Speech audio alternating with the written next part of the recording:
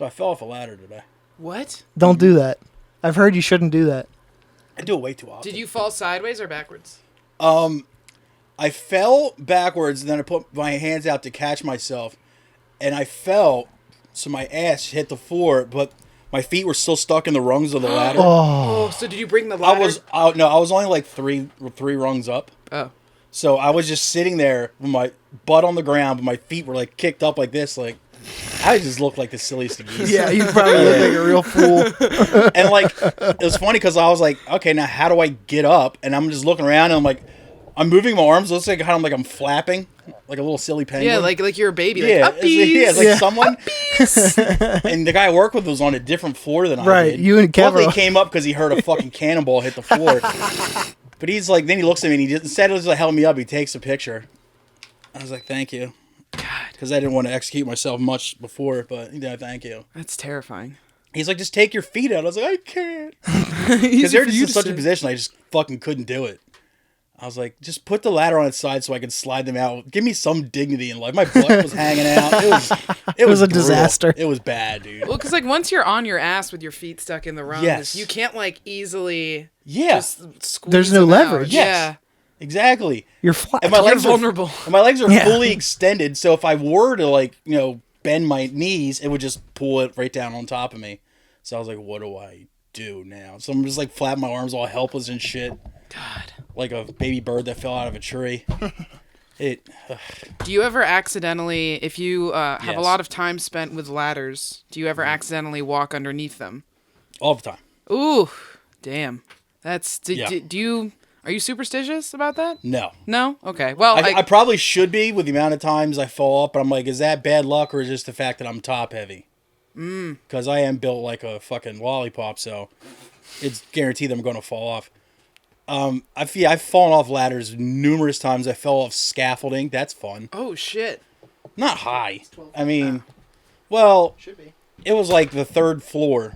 Like one of those rich people houses where like the one main staircase goes up all 3 floors. And we're doing like the ceiling above it.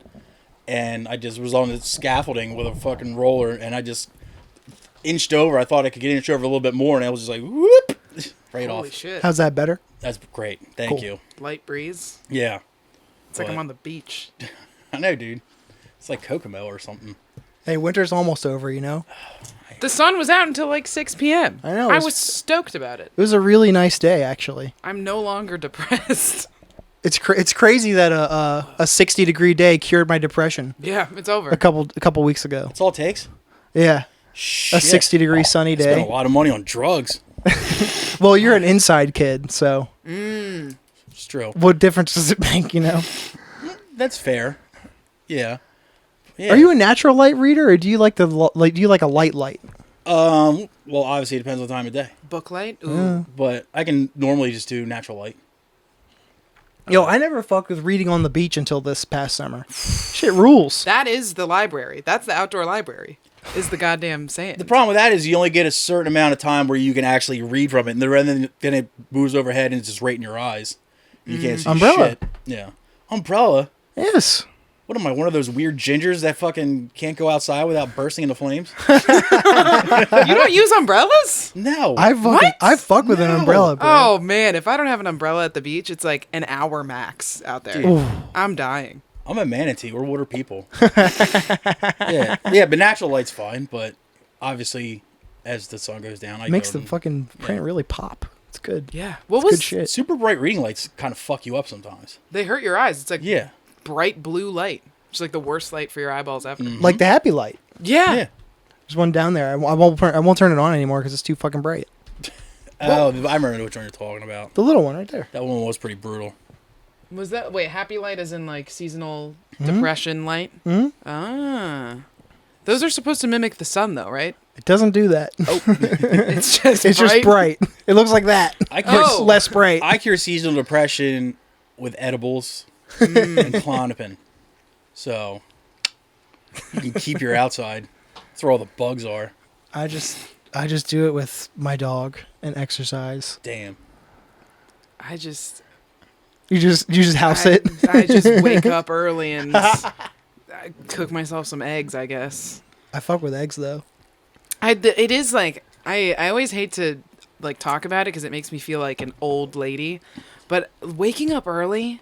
Rules. It really does change everything. Mm-hmm. Like I was waking up at like 10 a.m. for a while because I was drinking heavily. Yeah. And As you do. Yeah, as one does. I had a great time, but waking up at like 10:30 just threw everything off. And then when I reset and started waking up at 7 a.m. again, Even if you do nothing the entire day, you still feel like you did something you because feel you got up. amazing. I think my body clock has finally reset because I've been laid off for a second or like a long time now, Christ. actually. But like I woke up again today with no alarm at 7, like I always did before. And today I feel awesome. I can't switch my clock ever. I'm up at 5:30 every day, Holy shit. and only sometimes can I like force myself to go back to sleep. And when I do, it's an hour of tops. Yeah. That's when I have all my worst nightmares, is when I do force myself to go back to sleep for that hour. We That's were- when the scary shit takes place. We were just talking about this. Yes. I never ever dream unless I wake up in the morning and go back to sleep at some point for an hour or two. I almost like not almost always, but often I will dream then. Yeah. And it's weird always. It's always, I always have late for work dreams or am in a play but didn't have any of my lines memorized dreams. Those are my big two. Or pulling my teeth out. It's a classic.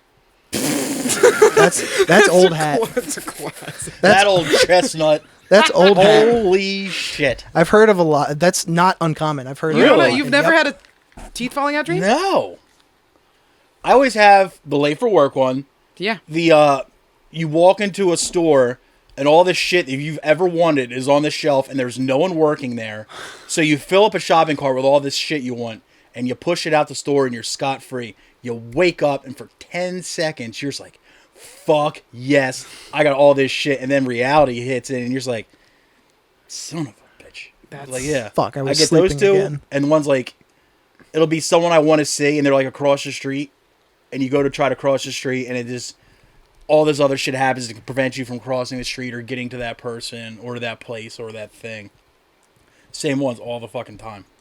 I've never had a tooth dream. Really? Though I did have. That's common. Used to have It's like one of the most common dreams. I used to have a Tooth dream. fucking stepping on nails dreams for a stretch at one point. Fingernails? No, Or just like hammernails? like stepping on like Like he marved himself. like Mar from Home Alone. Yeah. But it wouldn't go directly in to my foot. It would go up the back of my heel. And like in like up under the skin, but not really hit meat or bone or anything. Ugh. And I would just wake up and like, ugh, like it was. God. I don't know what the fuck. That made my hands tense I up. don't know. Yeah, what the that's fucked up. I don't know what the fuck I was eating to make that happen, but I don't know. Maybe Yeah. I was on like a heavy garlic or something. I don't know. My tetanus dream. Yeah, seriously. He just like shows me before I fall asleep. I'm just sucking on a nail. Just like, this is Weirdest gonna thing. be fine. I'll be fine. It's 16 penny. It'll be good. That'd be fucking great.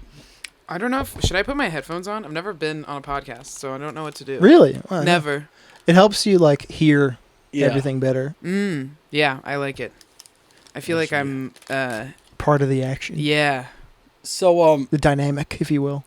welcome to the Irrelevant Illiterate Podcast. I am a fat slut. That is Tommy. And with us is Philadelphia-based comedian Maeve Hennessey. Maeve, thanks for coming down. Yeah. Yo. Thanks Sunny for Delaware. having me. I saw Maeve at the Phillies Funniest contest at Helium. I want to say it was August at the round that I saw. Mm-hmm. I saw you, Thomas Patrick, Mac Romanowski, who was a previous guest, Oh yeah. and a couple other people. That Drew Montana was that night. Mm-hmm. He was a shoe-in, but I think you and T-Pat both won. Yeah, that me, round. Thomas, and Drew. Yeah, that was actually in June because our second round That was August. was in August, That's and what it was. I'm so glad you met me at my first round because I bombed my second round. No shit. Ate shit. Oh, It's man. still one of the worst sets I've ever done.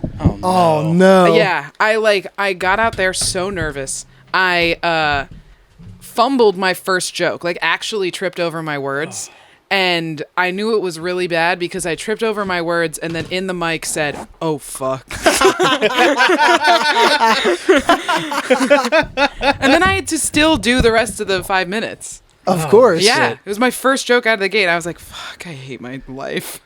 Is that the same one when our buddy Mac ran the light? Oof. That was your night. God. I watched it happen, and I was like, "Oh no, he doesn't see it." That light is tough. The red light. Mm-hmm. Yeah. Because first it does the slow, and then that's like the 15-second or however long warning, and then it goes like that, and I was like, "Oh fuck, he's not noticing," and he did really well too, and I was so sad. It's like, fuck, dude. One of the funniest bombs I ever saw at a comedy show was Nick Mullen featuring for Jim Norton, and he just tripped over his words first joke, and some lady in the front is like, "Oh no," like that. I was like, and he just starts fucking cracking up. Then he spends like the rest of his set just talking to this lady. That's pretty brilliant. And fucking it was a great recovery. Sure. But just a really loud like, "Oh no!" I was like, it wasn't that bad, lady. He just got tongue tied. Yeah, relax. Oh my god. God, that's the worst. Like there was a time where I was bombing and I like said into the mic, I was like, "Man, this is not going well." And they were trying to be helpful, God bless them, but they said from the back, "You got it." And I was like, fuck. God love you, but God still. Damn it. Like, oh, great. This is officially the worst day of my life. It's like, thanks, Mom. And then, no worries, you just have to do that 7,000 more times in comedy. That's probably why I've never done more than open mics. Is I'm afraid of really bombing in front of people. I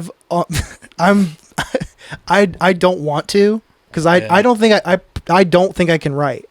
Number one, but like I had one good experience. I had the cliche like I killed a best man speech, and I was like, wow. I got a thing going for me. Well, I understood the feeling of like, oh, everyone's laughing at what I'm saying. This is incredible. Yeah. But it was one and done. Did you like shoot him like a look to the maid of honor, like fucking follow that? And like kind of like try to like juke her out, dude.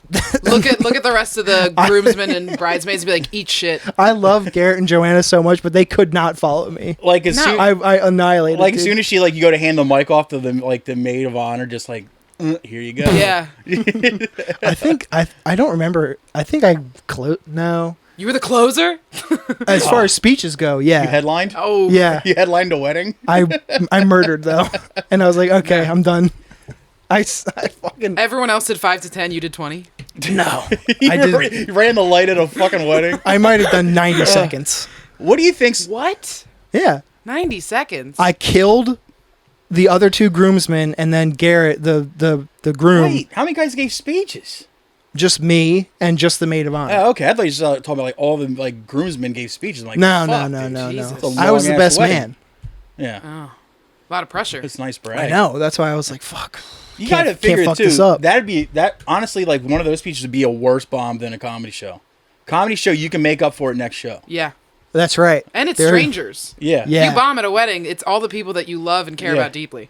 Yeah. Looking at you after you fucked up. It's like, gosh, Jesus, I can't believe I made him the fucking best man. Yeah. I can't believe I made that fucking kid. Well, plus On that speech. Plus, you're attached to whoever's party you're in, like the groom or the bride. So that guy stunk. What was Garrett thinking? Right, like their family knows you forever, as like God willing, the couple stays together and shit. But like that will follow you, dude.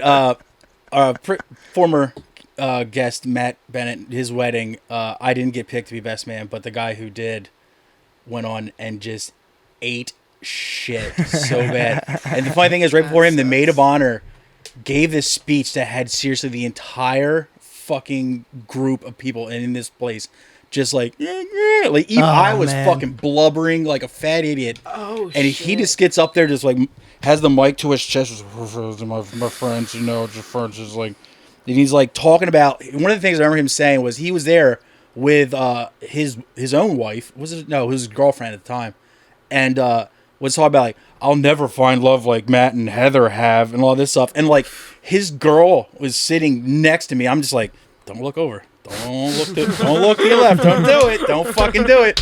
And he's just saying that, and he's just muttering. And then he like, no one really understands what he's saying. I only heard him because it was seriously right next to me. And then he just eats shit and kind of walks off, and everybody was just kind of staring. People were like clapping for the maid of honor. And we roasted him for the rest of the fucking night. Deservedly. His name was Brendan. Was like, dude, we wanted to steal the paper and see if it said "by Brendan" underneath of it. Like, this speech brought to you by. I was like, oh, that's so bad. Just watching him bomb, it was like so bad. Like I expect like the giant hook to come out from side stage and just showtime with the Apollo and off the fucking stage. Someone playing like the outro piano music, like dun dun dun dun dun dun dun. Wait, you said his girlfriend was right next to you? Yeah. Oh God. And it was awkward because like I'll never find love. It was down in Maryland, and like I'm from here, and I was staying at this guy Brendan's house with his girlfriend that weekend. How'd that go? Wow. The fallout. Yeah. It did not go good for him. The rehashing of the wedding. Did not go fucking good, dude. Must have been rough. Oh, it was brutal. You said they're married now? Or they were after that? No, I don't think so. I don't know if they're still together. I haven't talked to him in a long time. Because he said he'd never find love like them. You called it. Yeah. Shit. God damn, dude. He called his own fucking shot, I guess. I was like, dude, it's like one of the first times I ever thought, read your audience, buddy. Yeah. It's like, good God. I went to a wedding for the first time. Like the first wedding that wasn't someone in my family getting married. It was my best friend's older brother. And the maid of honor was someone who he had dated before he dated his wife. Uh-oh. And everything, it happened a long time ago. Everything was cool. Everything was fine. But then she decides in her maid of honor speech to bring that up. Oh, no. And to make fun of the groom. Oh, no. And also make fun of the groom's mother. Oh, no. This is like romantic comedy shit. Oh, shit. It was insane. And I was there as a guest, as the the guest of the groom's family. Yeah. And I, was just sitting there like an oscillating desk fan, like watching at each side of the fucking reception hall, just eating chips. Because I don't really have a stake in the game. I'm an outsider. I was just like, what the fuck is happening? And oh my God, it was amazing. Of course, I was like on the groom side because that's who I was there for. Yeah. But man, I got to watch both families just freeze and then have separate meltdowns. That's beautiful. It was crazy. I really hope that she says something like, I hope you're ready for some substandard dick for the rest of your life. And the funny thing is no matter how bad they bomb, they've got to do the raise the glass and people have the, You're obligated. Cheers to friendship. Yeah. Would it be great if people were just like, no, not that one. No, no. It wasn't even it wasn't even stuff about the groom that was degrading, subpar dick. It was stuff about and then he broke up with me, so that's worse. So it was in the end degrading to her. Shit, dude. Do you know how many? It was horrible. Do you know how many fucking fat wedding orc groomsmen probably hit on her the rest of the night? It's man. So I heard things didn't go well for you. Like that. Oh my God. Interesting. She probably would have cleaned up, dude. It was bunch of fedora tippers, just so, milady, I'd treat you well. It was nuts because it was a wedding that no one was dancing. Everyone was outside smoking cigars, which you gotta do what you gotta do. You have fun however you want. But it was just me and my best friend cutting a vicious rug, and no one else. It was insane. Not one drunk uncle was out there. No. It was the two of us we were 22 at the time, and then all of the children. Fuck yeah. Yeah. Somebody's got to turn it up. Exactly. Not even the slow dancing? Well, yeah, they had their first dance.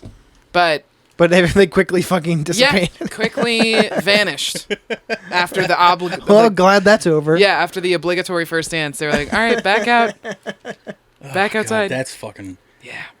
God damn it, dude. That's why I will probably never happen if I ever get married. Justice of the peace. Sorry, I'm not going through that shit. I would elope, but I would make one of my friends give a speech at the Justice of the Peace.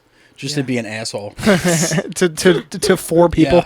Yeah. Just you, her, and my one friend would also be my witness there, so it would just be whoever Well, somebody who works there is there too. Yeah. Yeah. So whoever bootleg judge they got, So yeah, my boy's gonna say a few words. Are you cool with that? And she's like, whatever, dude. Right. I don't care. It's Fuck 9 ever, o'clock. man. And then, like, he opens a champagne bottle with a full sword. Like, the most dramatic. Chews and eats the cork. Yeah, Oh, just like 100%. He lobs it off with a sword. You catch it in your mouth like Air Bud. Like a fucking dog. Ah. Slightly missed, so it cuts the brim off my fedora. Fuck. Again with the fedora. Dude. Yeah, I'm telling you. fedoras are a heavy I'm theme gonna- at weddings for you. I'm telling you, dude. That's I seriously should wear fedoras to weddings so I'd never get invited to weddings again. Definitely. Because I hate weddings. Short sleeve dress shirt, fedora. Yeah. Because as a bigger man, I don't look good in suits at all. They're always ill-fitting. I just look horrible and I feel horrible. And honestly, drunker I get, the faster I get there, the better off I am. But so I gotta wear a fedora to get not invited to, I'll grow a ponytail too. I'll wear a cape. I'll wear a cape, ponytail. I got a receding hairline to go with the ponytail. So let's go. And it was like, look, You look like a fucking crazy person. and I would seriously, even if I was the best man, I would just show. I was like, this is all your fault. Yeah. You know, you asked for this. Now you reap what you fucking sow. Plan the worst bachelor Yeah. party of all time so no one asks you again. I will write my best man speech on like a rolled out scroll, so like like that and shit. Just totally just fucking douche it up. Use a monocle. Oh, God. Or like those opera binoculars. Yeah, the like, spectacles. Take up 45 minutes setting up a portable screen and a portable projector for a PowerPoint. A teleprompter. you see, Fuck up the whole wedding. it was exactly 18 months ago when he met her. I knew that because our weekly Call of Duty game got canceled. You know, just fucking just, oh, God. Hopefully you guys make it through the statistic that 50% of all marriages end in divorce. And it says that your oxytocin will wear off right about now. So good luck with that. Awkward. It's like, and seriously, sister, don't punch him like you did the last guy you were dating. You know, just like, don't burn this guy's clothes. You More know, just, misinformation. yes. Fuck yeah, dude. Or just go around the wedding and just spread different pieces of gossip to different people so that they confront Yes. each other about Yeah. things that Yeah. you told them that are the opposite. What I always think would be the best would be if someone someone introduces you to like a mother or a father of one of a groom or the bride, be like, "Oh, you're the father. She always told us you were dead." I always thought that would be a great grenade to drop in the middle of a conversation and just Yeah. step back. Just like, "Oh, she said you died overseas." Oh my God. Yeah. I was wondering how you recovered from death and leukemia that quickly. You know, just shit like that would be fucking fun. Thank God she got her mother's looks. You must be so charming, though. Just be mean as Oh shit. God, just hit on her mom the entire time. It's like I met her mom tonight, so I'll see what she grows into. So cha-ching on your part. It's just like be a total bag. And Looks like today you got a husband and a stepfather. oh, God, it'd be great if you catch the garter and just instantly just sniff it. The ultimate creep You'll move. be on the ultimate wedding blacklist for the Yes. rest of your Yes. fucking life. You're like, Yeah. yes, I don't have to fucking get gifts. I don't have to fucking buy a suit ever again. Eat it. Oh, Eat the garter. just eat it like a snake, just like this. Yeah. What a chess move. And say something like, "I've been wanting to do that for 25 years." It's like, oh. Oi. I could taste your leg skin on it. Wait, would you give up a friend and never be invited to a wedding again? No. No, I love going to weddings. I love my friends. You guys are sociopaths. I'll just fucking sit there. I'll wear a fun shirt, have a good time. Wow. Not a fun shirt, not a fun tie. Nah. No. You would get a spinning bow tie or anything like that? That would be funny, but nah. Define fun shirt. Like a good, not like a goofy, like not a Hawaiian shirt or some shit, but like a really funky, or like a Western pattern. Oh, okay. What, made out of wool? Like embroidered type stuff on it, like a Sure. Yeah. Or Yeah. like Tuxedo t-shirt? like Southwestern like patterns. I love shit like that. Bolo tie. Bolo tie is a fucking look. That would be a sleigh. That would be amazing. One of my friends, I was in one of the only weddings I was a part of. He got married in a bolo tie. Looked amazing. You That know was what? rocks. like 6 years ago. Did he wear cowboy boots? He wore boots, but not cowboy boots. You guys are He kept making it my real. fedora outfit seem really tame now with this bolo tie talk. The cowboy fit? Bolo tie is a great look. Well, sometimes to like jazz up the classic suit, guys will wear like a fun pattern tie with like a Oh, I don't Tux. like that. that's something a dentist does. You know what I mean? Yeah. Over under his Yeah. lab coat. Yeah, he's just got a fun. He has a tie SpongeBob on. tie. Yeah, it's got Dilbert on it. You're like, oh, It flips up. yeah. He gets absolutely blackout drunk and is dancing and is like, I did a root canal yesterday. Isn't that crazy? just wheels out a tank of fucking nitrous. Like, who wants some? Yo. It's like, yo, party MVP over here. Absolutely. Then he gets invited to every wedding. What do you Yeah. mean? Seriously. So, Thomas, I don't mean to spring this on you, but I have an idea for a new bit. Really? Yes. Now, my Instagram algorithm is mostly now Japanese dog Instagrams. Japanese dog Yes, Instagram specifically. They're mostly poodles and poodle-esque dogs, little dogs. Uh-huh. Because if you look at them on, obviously the Instagram there, they have this long description in the caption, and then you hit the C translate, and it is the most fucked up shit you will ever read in your entire life. So I'm positing this segment as called Lost in Translation. Ooh. And I'm going to show you guys some pictures. And so like right here, look at this little guy. Oh my goodness. Just being a little guy. You see that right there? Adorable. Yeah. Wow. Well, He should be president. the A caption- sweetie, not a stain on The- this pure white exactly. As white as the driven snow. dog. Oh yeah. Well, that's what the caption says. It says, "It's snowing. I'm sick of it. Granddaughter and granddaughter." Nice. What that means, I don't know. And look at this spooky fellow. Oh. He's a ghost. Oh, That's scary God. goodness. Little. What do you think it says under him? Happy Halloween. Boo? Not even close. The belly dog experience. I don't know what in Japan makes you a belly dog, but He's got his tummy time like fun. a baby. I love tummy time. Tummy time's the best. Yeah. And Tummy time with an iPad. Oh, do you guys like the holiday? You guys are the same. Right? It's so funny. Do you guys like the holiday of Easter? Oh, love. Look at these two bunnies. He has risen. Oh my God! Wow. Look at that. Two best friends. Oh my They're God. smiling. They are smiling. Aw. Now underneath there it says, oh shit, bunny, carrot, we're with the bastards, piggy, bahaha. How about the tuka horses who came out for a drink? It's so cold, lol. I've got a warm piggy sister arm, lol.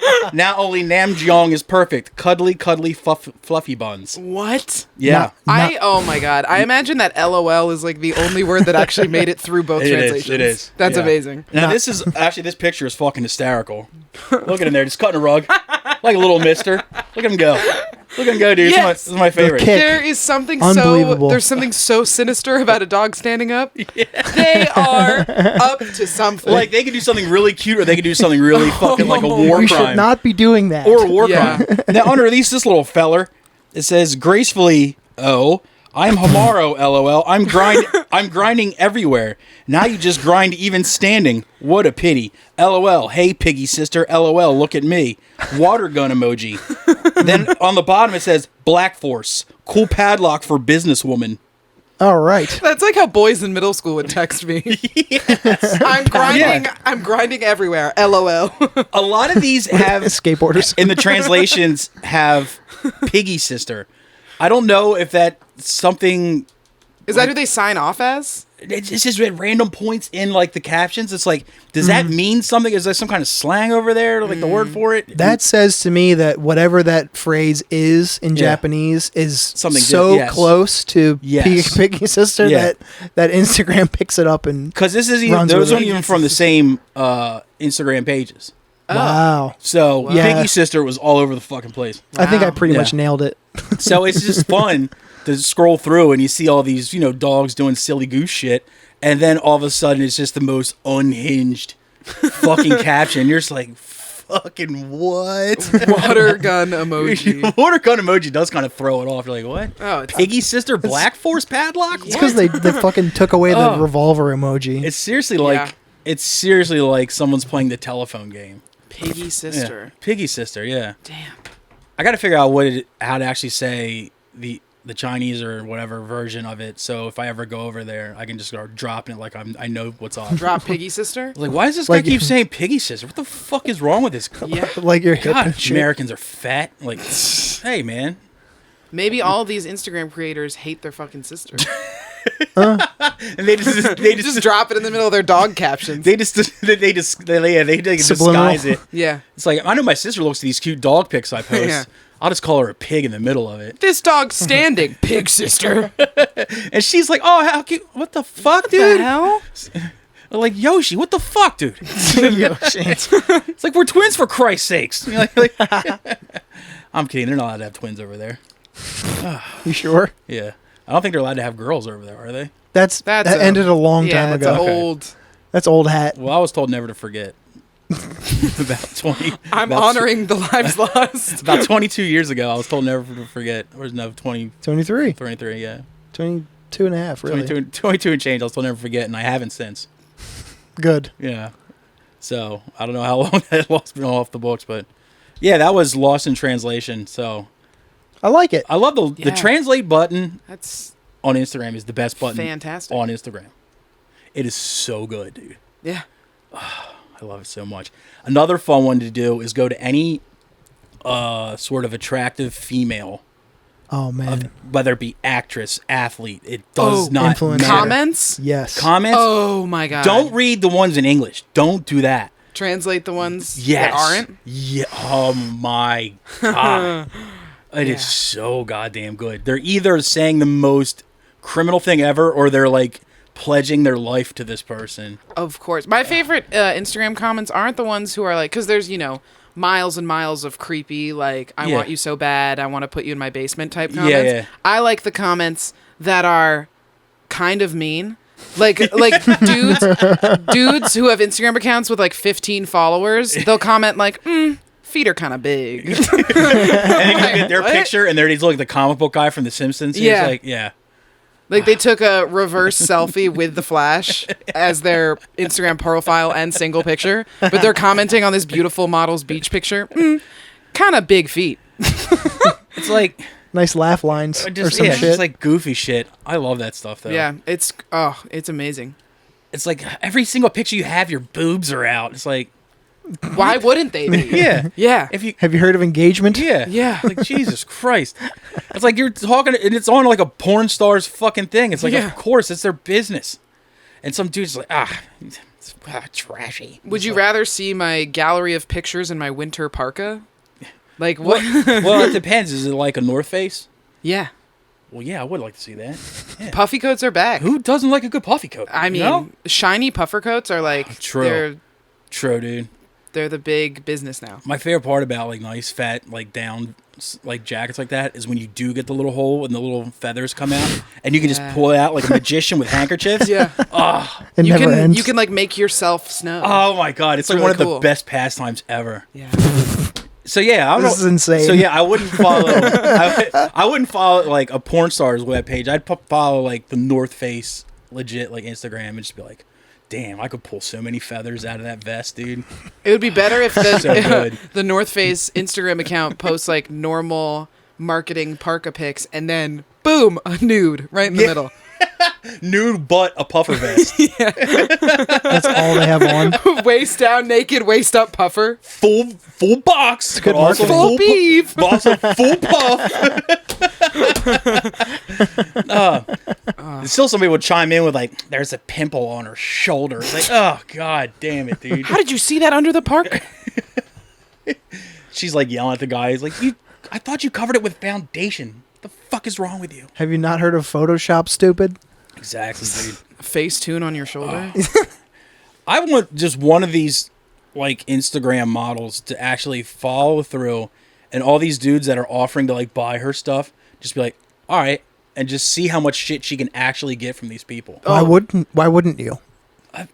Well, you don't want to really get, like, you give out a PO box But honestly, that would be the worst worst post office ever within a month. It'd just be like inundated with just awful gifts and just be like, just go to your post office box one day after doing that once and just see how much random shit is in your P.O. box. I'm like, oh, fuck, dude. See how many dildos you get with the note, use this on camera. Yeah. In the P.O. box. Yeah. Like, it'd be nuts. I remember when I was it was like elementary school, I went to this Warner Elementary over in Wilmington, and there was this rumor that there was a guy who lived in the woods that would buy little kids underwear and socks, right, for money. You know, he wouldn't fucking diddle or anything like that. He just bought dirty underwear and dirty socks. And everybody's like, you got to stay away from the woods because our playground backed up to these woods. What? And I was just like, comic books are expensive for a little guy like me. I got a lot of socks at home. And I was just thinking, like, damn, I should cash in on this. And I never did. So, yeah, if I ever was, like, find myself as being an attractive female porn star, like, you know, just wear a pair of socks and just go sell them for a couple of G's. Oh, yeah. Fuck yeah, dude. I know people who do that now.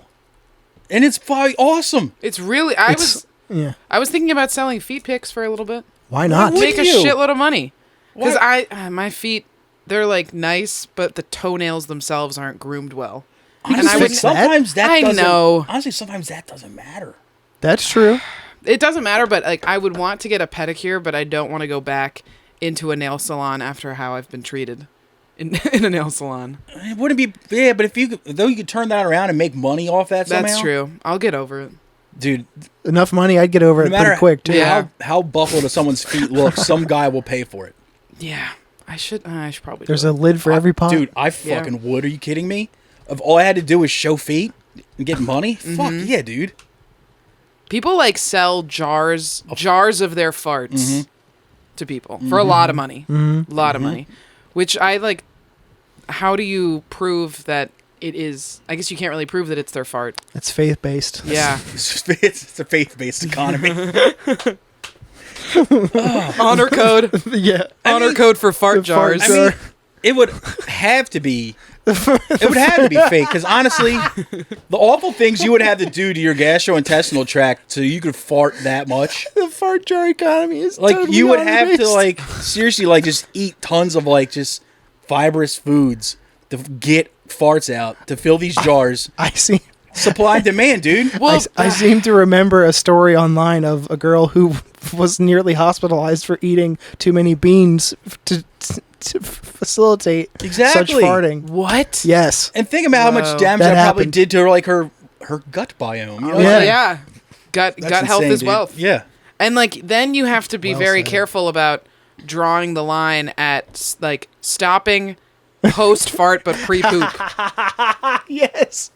Because like you're farting so much that eventually it's going to turn into a shit stream. That's a It'd be razor's funny edge. shit. Like all of a sudden the guy's credit card gets dinged for like $15 extra for the jar. And he's like, and he just like messages like, "What's this all about?" It's like, "You'll find out in 6 to 8 days." Another gift. It was I forget which podcast I was watching. It was one of the Gas Digital podcasts, and one of the producers was selling her farts in jars. Nice. And they were huffing them on podcasts. Oh God! And what won't they do? That's fucking was fucked just up. But I gotta commend her for fucking actually farting in the jar. Well, she walked the walk. Yeah. She's not fucking around. She doesn't just say it; she's about it. That's Do you think people would know they got ripped off? I don't know. Again, the fart jar economy is all honor based. I guess it also depends on like the quality of your jar / container. Of the seal. Yeah. Yeah.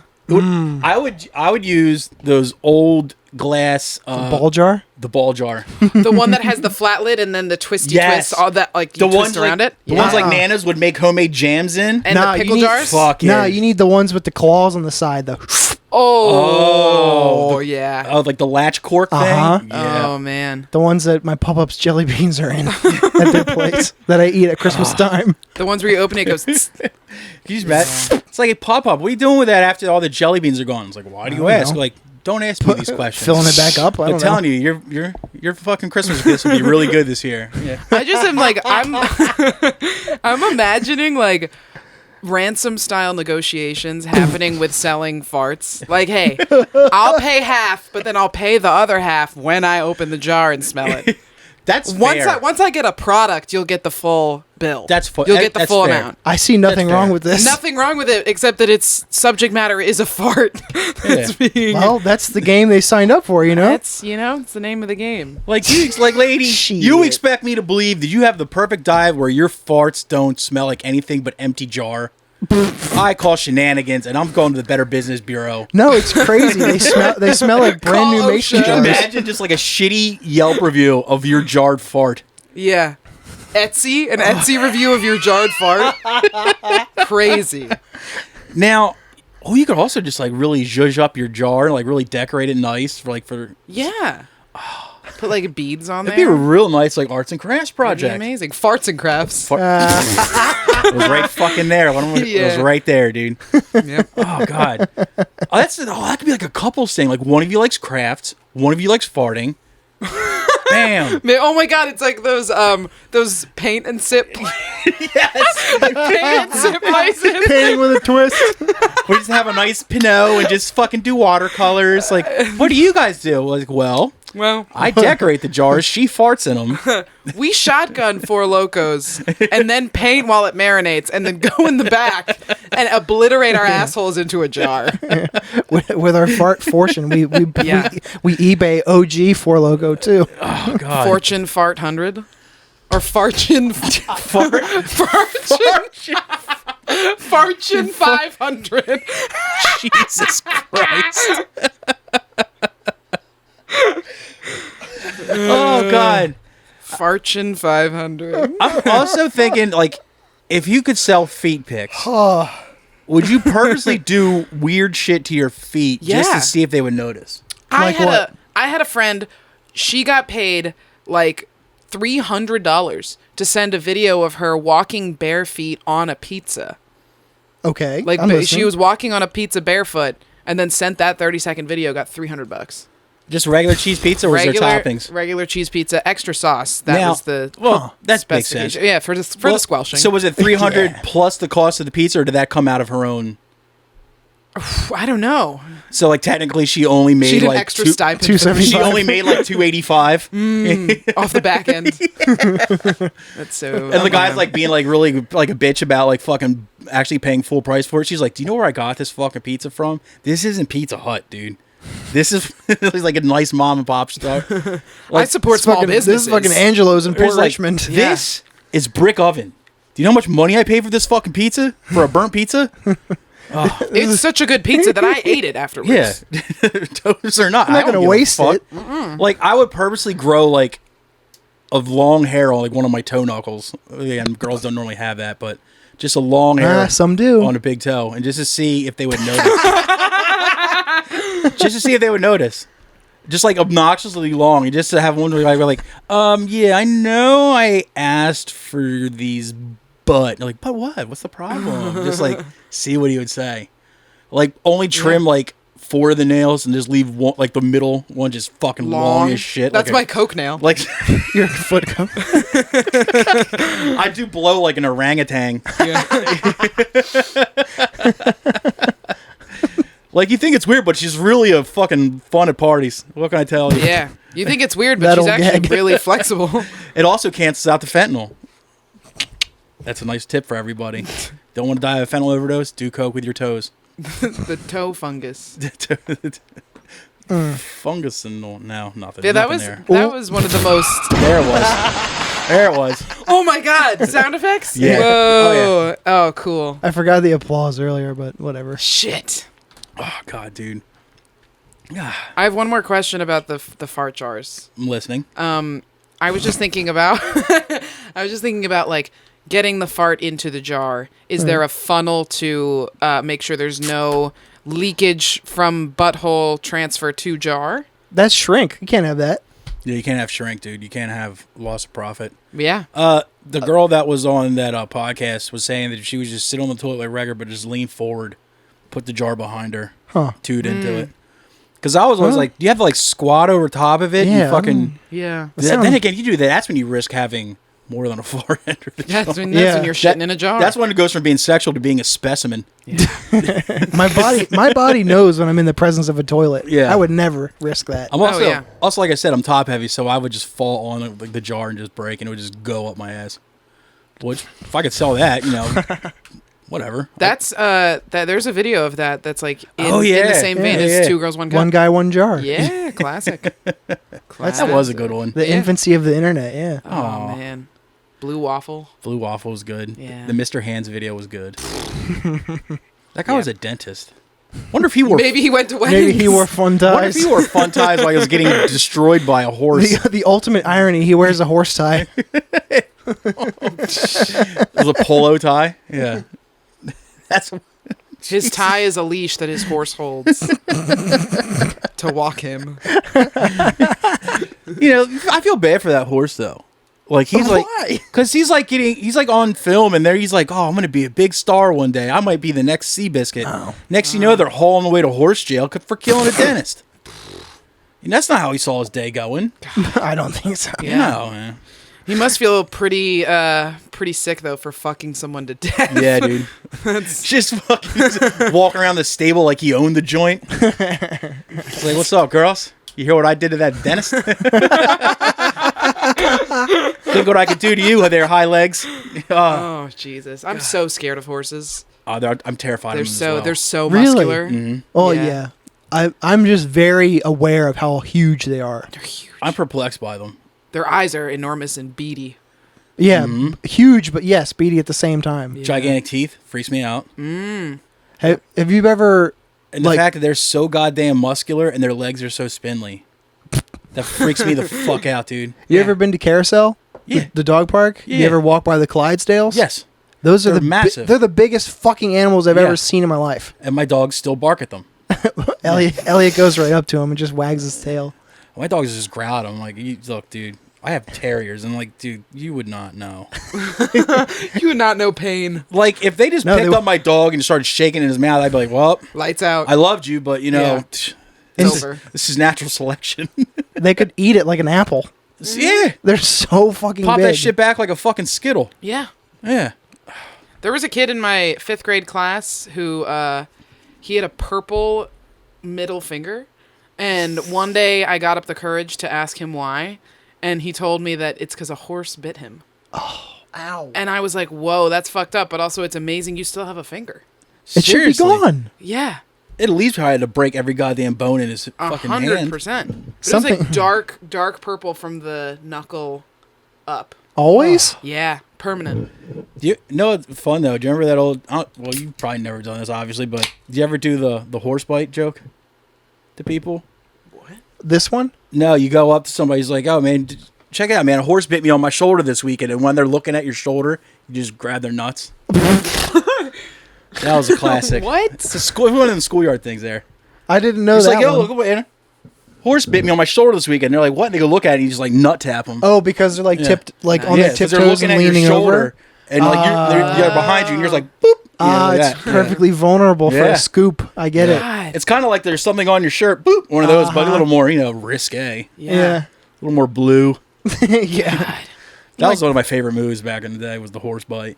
Horse bite. But then, like, you think about how much a horse bite on your shoulder would actually hurt. It would take a chunk out of you. Yeah, Probably. Yeah. that's how I'll lose weight. I'll get devoured by horses. Yeah, slowly eaten by horses. Could you only like hit like my thighs, stomach, tits, then neck? My sides. Yeah, leave my well-developed ankles alone. Everything else is good to go. Just do a little bit of just a shaving. Just a shaving. Leave me enough muscle. A cursory fucking. Just a grazing. Yes. The horses graze. God. I was terrified of horses, and I was also almost equally as terrified of the girls in my class who loved horses. Yeah. They were scary as hell. Yeah. Yo, I dated a horse girl once. Shit. You're like a It fucking li- it- veteran. It's true. Whatever you think, it's true. Yeah. Now, in fairness, I don't know. I She- think some pretty awful things about horse girls. in fairness, at the time, she was an ex-horse girl when I was introduced to She her. was in recovery. Yes. She and the horse broke up. She was on the 8th step. She's working through the program. She saw Mr. Hands and went, he died? I'm getting out. But no, God they're damn out of their fucking skulls. Of course. It's all true. Dan, so it's almost like, you know how like some girls have like the bad boy phase? Yeah. It's like the horse phase, the same thing? I don't It's know. like, I used to really love horses. Then I found out that, you know, they could eat you and fuck you to death. And I was just like, you know what? I'm done with these horses. And that's why I love big dogs now. Is her name Jessica? Probably. Jen. So close. It's always J names. Is that or the one I met? Victoria. At that one time, yes. that Yeah, was her. okay, yeah. See, by then she Huh. had a regular head on her shoulders, sort of, right? Not She a didn't horse see- head. No, thank God. She didn't seem like a horse girl. Well, yeah. She wasn't bow-legged. No. You can never shed it. She wasn't wearing grandma sweaters and smelling like pee. Or had riding boots on for some reason. Damn it, dude. I hate those people. We had this really, like not hot, but like an extremely cute girl in our high school who actually lived on a horse farm. All right. And she would just show up Loaded to school rich. some days and like, it wouldn't smell like horse shit, but it would smell like barn animals. I know exactly what you And mean. here's Hay like- smell? Yeah, and there's like, Jesus Christ. Like, God damn it. Like, you're so nice and like, just like down home cute girl. And then it's like, oh, God damn, it smells like soil and hay and Yeah. just whatever they fucking feed those things. What- Human flesh. Whatever the dirt is that Children. you're able to root around in. That. Rut. Rolling around in the rutting hay. She always had like a pocket full of apples for them. Yeah, it's just horse I girls are mean, weird. Big pockets. I think that the pun door that's opened is unbelievable. So though. many.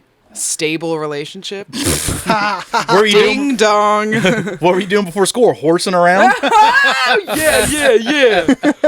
Every time the teacher said no horseplay, they were like, "Oh, she's talking about you, Sarah. Fucking finger guns. Talking to you, Sarah. You see, teacher, because she lives on a horse farm. Like, yeah. Yes, I know. We get it. I've met her father. And we each get it. time she's just like, "Oh, God damn it! She had to say horsing around. Fuck, lady." She raises her hand in class. I have an equestrian. The teacher's like, I'm gonna fucking kill you. I can't wait till summer. I know it'll cost me my job, but I will choke you the fuck out. I'm gonna do what your dad did to your first horse and shoot you in the fucking mouth. Oh God. Something about Maine. Okay. Wait, the state? Yeah. You know, Oh. Maine, their hair. Oh I see. yeah. Yeah, I had no joke for it. Yeah. It's just a word associated with horses. I felt like bringing up for funsies. I thought you were onto something because Yeah. that horse Yeah. girl X is from Maine. Oh yeah. Get out of here. Or family is. I just came up with that off the hoof. Oh. Nice. This is This is a great I'm sorry. I'll clap. this is the best. This is the best podcast ever recorded. I think. Horse puns. Horseplay, if you will. There it is again. Dude, I wonder if you could do like a weekly podcast all with horse puns. I want to start a weekly podcast with all recovering horse girls. Ooh. Damn. What's it called? It would be like like that. What's that chick that escaped Scientology? Leah Remini? Yes. The rat? It would Yes. be like that. It would be like that, but A it'd be, rat amongst horses. but it'd be instead of like ex Scientology, it'd be ex horse girls coming like what made you finally see that wasn't for you? And it's like I was just I saw the Mr. Hands video and I was like, this isn't the lifestyle for me. You know, horses are expensive. Yeah. I got a car. My friend kept saying it would biting her on the shoulder. Then I went and looked at it. She kept like smacking me in my box, and it's like, there was a light tap, but eventually they start to hurt. It's like, I knew I had to saddle up and get out.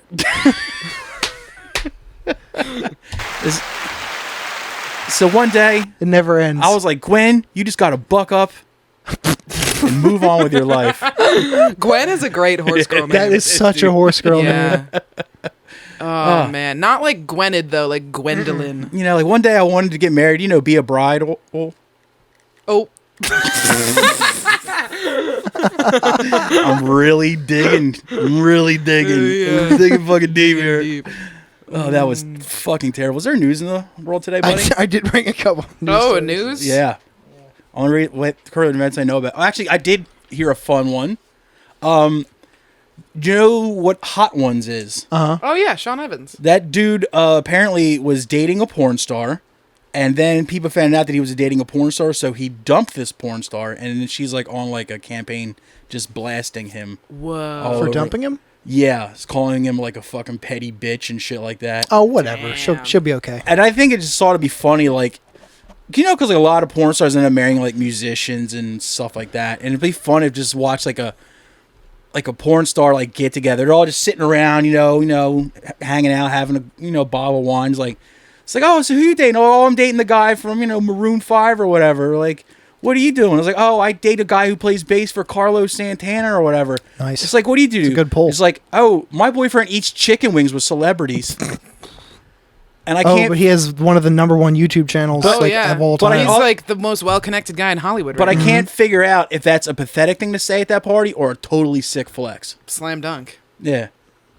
Just like Slam all her porn star dunk. friends, like, wait. How many subscribers does he have? It's like, so you get access to all those sauces? She's like, fuck yeah, I All do. 9 of them. And they look at their fur coats and like fancy rings. They're like, oh god, all this NBA guy gives me is cars. I don't get free hot sauce. It's horseshit. So There's now, another one. now every time I watch Hot Ones, I'm just gonna be wondering what that dude's packing. God. That's so. He seems like such a nice dude. Yeah. Like he asks very genuinely good questions. Yeah. He's a great interviewer. Seems like he gives a shit a all, lot. all the shit she's saying about him is just really like, it's nothing awful. It's Okay. nothing like controversial. It's all just like, he was like he doesn't like pick up wet towels off the floor and shit like that. Just like all this really nitpicky stuff. I might be on her side. I know Yeah, it does. that sounds- It does lead to mold, Yeah, mold. but compared to other things that come up, it's pretty vanilla. Well, she's just hurting right now. And Or we should be there for her too. The sausage just mild on this one, but Oh. no, Huh? No, that deserved nothing. When it came to trashing him, she was winging it.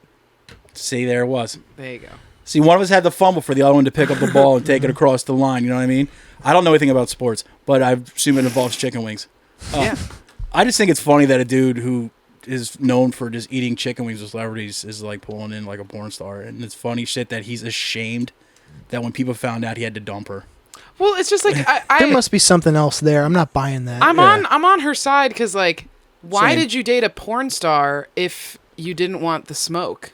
You like- better have known the score. Yeah, like if you're gonna date someone who is in the porn industry, people are gonna find out. They're probably gonna be annoying about it, but you have to like Or not. understand Yeah. that and be like, yeah, this is my girlfriend. And there was pictures of him and her, and they're out in like clubs. They're out at like sporting events. Yeah. So it's not like they're hiding from the public or anything like that. And you tell me all the people this guy knows, not one of his guy friends is be like, is that, come on. But honestly, I'm not buying it. I had never heard of her. But she was just really upset that apparently, I guess he thought his good name was being besmirched and just dropped her. Well, if it's on some holier than thou shit, then fuck that guy. Yeah. Yeah. I don't care how nice he is. By the way, I had the super, super hot sauce from that show. Matt had a jar at his house. Oh, the last dab. Yeah.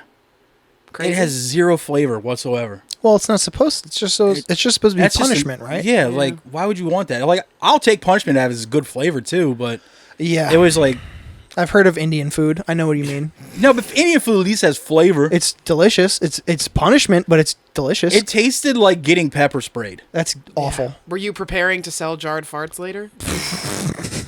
Dude, I could have sold tears. I was just like, oh, like the tears that come from your eyes and from your pores. It was just bad, dude. I don't eat hot sauce ever because I have family from the Midwest and I would die. But like whenever I do eat anything spicy, it's just like a PVC pipe from my mouth to my asshole. Oh, yeah. It's a straight shot. Oh, yeah. That happens to everybody. Yeah. Half the time, it's like you might as well just throw the food in the toilet and save yourself the middleman. Cut down on toilet paper. Yeah. It's brutal, but if a the flavor's swish. good, it's worth it. Mm-hmm. But I concur. That was not worth it. Yeah.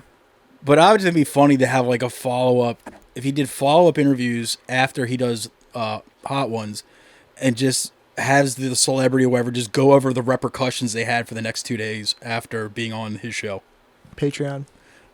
Dude, that would be the sickest Patreon, dude. Money left leaves sitting on the table. Why not? Oh, much like patreon.com/IRRANDILL. Oh. Oh, $3 a month, extra episode a week. It's true. Oh, speaking of Patreon, that guy who you debated whether or not to sell your underbelows to. Yeah. Is that the guy we talked about on the Patreon that one time? Yes. Okay, I thought Yeah. so. I thought that sounded familiar. Like, I really thought about doing it. I mean, I'd have been conflicted too. Oh, and another buddy we Easy had on money, here, John sure. Wren, told me a story about a guy that was in his neighborhood when he was growing up. I think it was Darby. And he would just pay kids to piss on him. Oh boy. Tommy Pope told that story. Holy shit. Really? Yes. Well, they're from the same They're area. from the so it same might area. That might actually be like a Famous guy. He's not a cryptid. He's a real person. Yeah, that And, like, exists. He wouldn't do any fucking. All he would do was just sit and get pissed on. Mm-hmm. And I'm like, dude, if I was in high school, middle school, and he was paying good money, I think that was the pizza box guy. maybe. There's like a whole narrative about that guy that they've told multiple times The about. pizza box guy. Was he carrying a pizza box on him? I he think would pay people to shit in a pizza box. that's what it was. Yep. Ooh. Bring Like it stuff home. like that. Like I would be like, wait, all I got to do is tinkle on you or poop in a pizza box, and you're gonna give me $50, $100, whatever. Yeah. And when you're a little kid, that's like $1,000 that's bucks. a fucking fortune. That's a summer. That's a good fucking summer. Well, I'm older than you, so That's true. yeah. Inflation. Yes, Yeah. exactly. Hey now. We're talking two weekends tops. Yeah.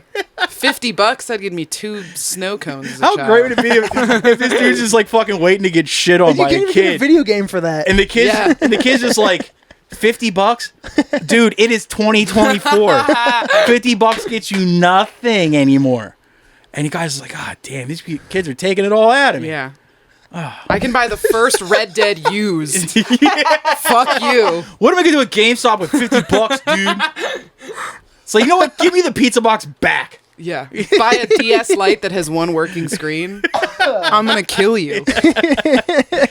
Oh God damn it, dude. It's like, what happened to you, man? I heard you like used to get shit and pissed on. You're like, yeah, you know, Biden's America. Yeah. Market price of- forces. the price of eggs, dude, I'm telling you. Market forces. It's like, you know, I didn't want to budge, but there was this guy 5 blocks up that I was doing it for 75, and you know, so of course they're going to go to him. Yeah. Yeah, not to force your hand here, but Getting price gouged on the piss market. Piss gouged on the price market. There you go. there it is. It's right there again. Flip them. A man allegedly fled police by swimming out to sea. Fuck yeah. Oh, I love that. A man is Fuck accused yeah. from swimming out of Orewa Beach, pictured to evade police. He swam out into sea in a futile bid to avoid being arrested. Police said the incident unfolded about 6:50 p.m. Thursday after a vehicle was spotted driving in a dangerous manner along Marine Parade in Auckland's Orewa. I think this is New Zealand. Oh, Auckland. yeah, Auckland. Yeah. Officers signaled the driver to stop, but he fled at speed. Nice. Can't do that word. What? It's there's a lot of consonants and there's a W definitely and New Zealand. then. accents. Waimea North Area There Prevention you go. Senior Sergeant Roger Small said. Units quickly abandoned the pursuit while another nearby patrol unit observed the vehicle as it drove onto the beach. This is just a picture of the beach. Whoa. Then the driver got out of the car and ran into the water, swimming quite a distance offshore. Crew in the police Eagle helicopter kept an eye on the driver while officers hopped into a boat owned by the nearby Surf Life-Saving Club. 2 members then steered out to the man. Staff managed to take the male into custody after about a 30-minute impasse. Oh. A 36-year-old man was charged with failing to stop, driving while disqualified, and reckless driving. He was due to appear in the North Shore District County Court on Friday. Holy Damn. shit. The current probably just kept pulling him back in.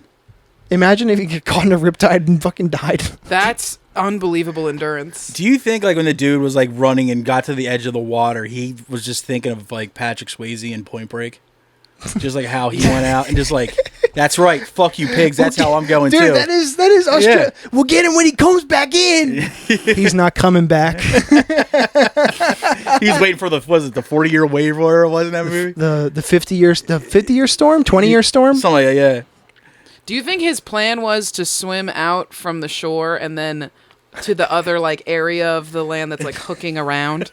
Like just They're literally just just like cut the road out of the equation, go right across. How great would it's it be gotta if be. you see him swimming in the ocean and the cops are just seriously matching his pace on shore, just staring at him. That's what And he's like, ah, shit, I figured I'd be faster at this. I don't know if either of you guys have like swam for a race before in the ocean. Oh, yeah. Oh, absolutely. In the ocean, All but the Weekly. time. you go very slow. I do everything very slow. Why would the ocean be different?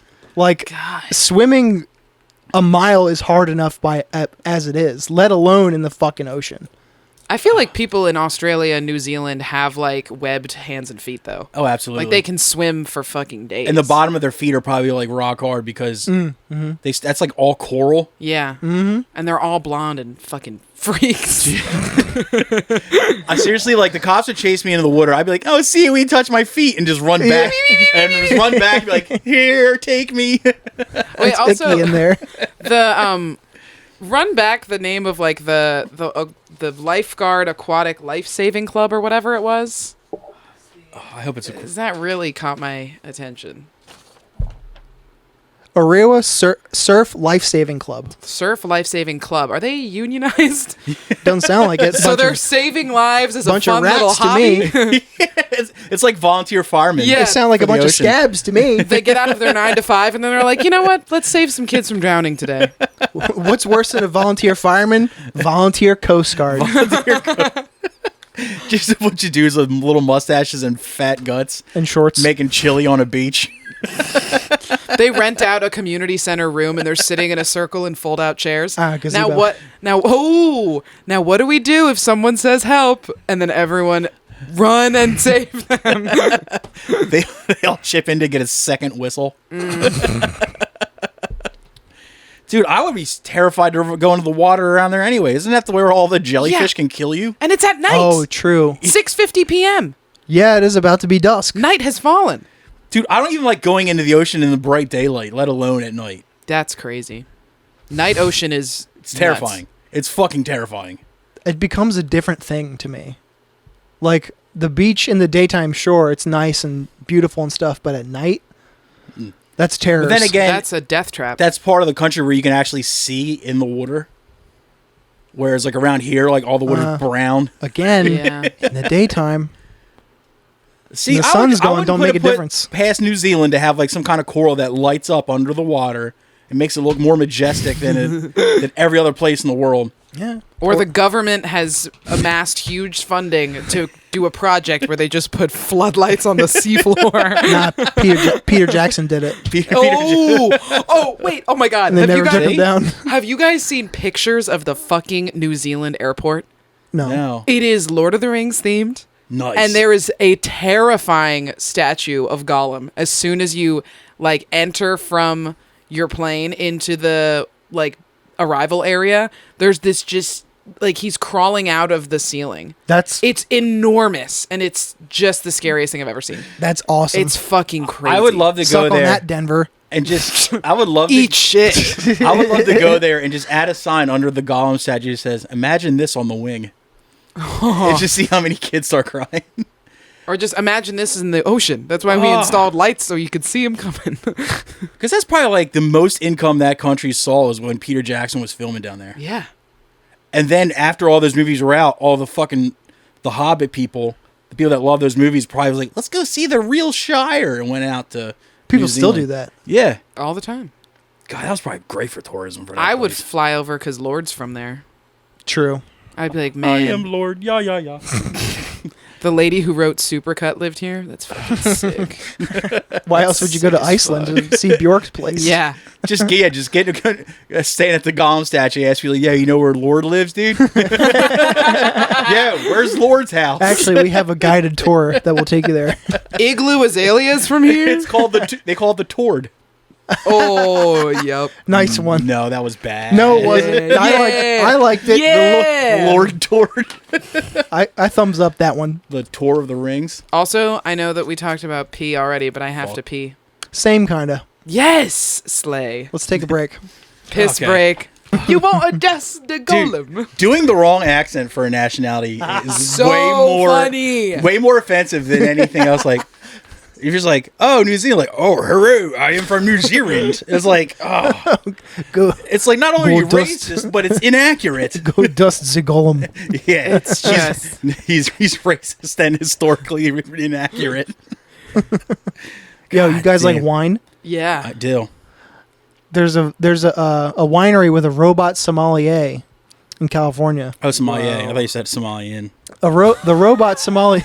No. I was like, you can just go to Somalia and hire one. You don't even need a robotic version. No, well, Can't run as fast. this robot som It's about time spilled. we make a robot who's not a white man. I know that's right. This robot has a white arm, She's so speaking of power over here. a robot som spilled wine on my pants, then asked for a tip. Fucking Johnny Five. A moneymaker? It was raining hard, so we were vulnerable to a seductive inducement. We considered a large What? donut or a wander in a quaint antique store, but then, given the times in which we live, this particular inducement felt entirely irresistible. Wine tasting with robot sommelier. That's what the sign on the street said, and it was hard not to be moved. My wife and I didn't hesitate. This had to be worth doing at least once. There's the psalm in question. Oh yeah. So we wafted inside the Maria Concetto Winery tasting room. Wafted inside? Whoever wrote this is a we douchebag. glided inside. Inducement. We get it, English Wafted. major. The Maria Concetto Winery tasting room in Calistoga, a little town in Napa Valley that's famous for bathing that's just naked an in arm. mud. That's No, I barely haven't a tried robot. it. We'd seen the robot som through the window, and it looked like the sort of robot you'd see in a car manufacturing plant. It grabs, it pours, it dances. The so-called Robinovino has particular talents, that was a mouthful, that one doesn't see every day in one's local saloon. It can pick up a wine glass and a wine bottle. It can It can pour a precise amount of wine from the bottle into the wine glass. It doesn't move quickly, but it does create a splendid sense of neuroticism as it constantly gyrates, nods what purports to be its head, and generally tries to twitch its way into your heart. We sat there, temporarily mesmerized. This is a fucking chore to read. Holy shit. Seriously. That's what a marketing gimmick is supposed to do, isn't it? If it can mesmerize you into believing you're experiencing something extraordinary, then you'll be prepared to pay a little more, won't you? Robo-fascination, meet robo-spill. Ugh. But then, Robinovino missed the glass in front of me and spilled red wine in our laps. Quite a bit of red wine, and our pants were already wet from the rain. It mostly sure didn't mean to. Tragic. Life is tough. It seemed it hadn't quite worked out that the bottle of Cabernet Sauvignon was slightly taller than the bottle of Pinot Noir it had previously poured. So it missed Miscalculated bitch. Yep. It missed the glass and poured the wine directly onto us. It's just a work in progress, we were told. One that'll have its kinks flattened out and perhaps even artificial intelligence interjected in. Wow. Injected in. I wish my kinks could be flattened down. It can present a more personable and accurate attitude. That read like a fucking telenovela. Yeah. First of all, why not Robottle? Fucking Robinovino, yeah. fuck you. Yeah. That's crazy. Well, it is Napa Valley. Do they also have like a club soda like robot that comes like, I'll get that stain out for you? That'd be nice. Also, like, I'm wondering, because sommelier has to, like, be able to smell and give notes about the taste of the wine. Yeah. Are these, like, if he holds the wine up to this little thing... That's the smell receptor? Yeah, the smell node for the robot. Like, I'm getting notes of starfruit and minerality. It'd be great. It's like, that's nuts. Would this pair well? Like, how the fuck should I know? I am not human being. I am a robot. The things people will do to like get out of like hiring someone that can just make up shit. Yeah. Oh, I worked at a wine bar for 1.5 years. How much did you learn about wine? Like 2 things? I learned a lot at the time, but I forgot all of it instantly as soon as I left that job. But like I learned it, but then when people would actually ask me about it while I was serving them, it was lies. You can just lie. You can just lie. Lies, tomfoolery. I was a salesman. Yeah. Yes. Yeah. Like what is like? It's earthy. Like What do you mean? It's like, we put dirt in it. Just like, so yeah, Like Yeah. a farm. you can just hire. This like, is dude, more of a viscous wine. I sneezed in it. Could you? Could you imagine though, all of, like the real like sommeliers all of a sudden unionize? Oh. And next thing you know, that fucking robot is strung up with like rat written across the front of The it big in red inflatable marker. Oh shit. Courtesy of local 16 sommeliers. A bunch of dudes in short ties walk in. It's like, not in my neighborhood. Somali, hey, don't take our fucking jobs. Is there some sommelier problem no here? scabs in Napa Valley. Oh. The puns that are so fucking terrible tonight. I disagree. I think they're exactly where they should oh be. my Yeah, they're livening up everything. You win some, you lose some. Wow. Ah, Christ. Yeah, but that's tricky. Yeah, it's a job you can get any kind of like part-time like student Yeah. to just fake his way through. Right? That's what my favorite thing about working in a wine bar is that like one of the most subjective things in the world is taste. Mm-hmm. But people are still experts in Yes. tasting wine, but everyone's palate is different. Mm-hmm. It's like that's fucking strange that someone is somehow the best at something that everyone has a different opinion of.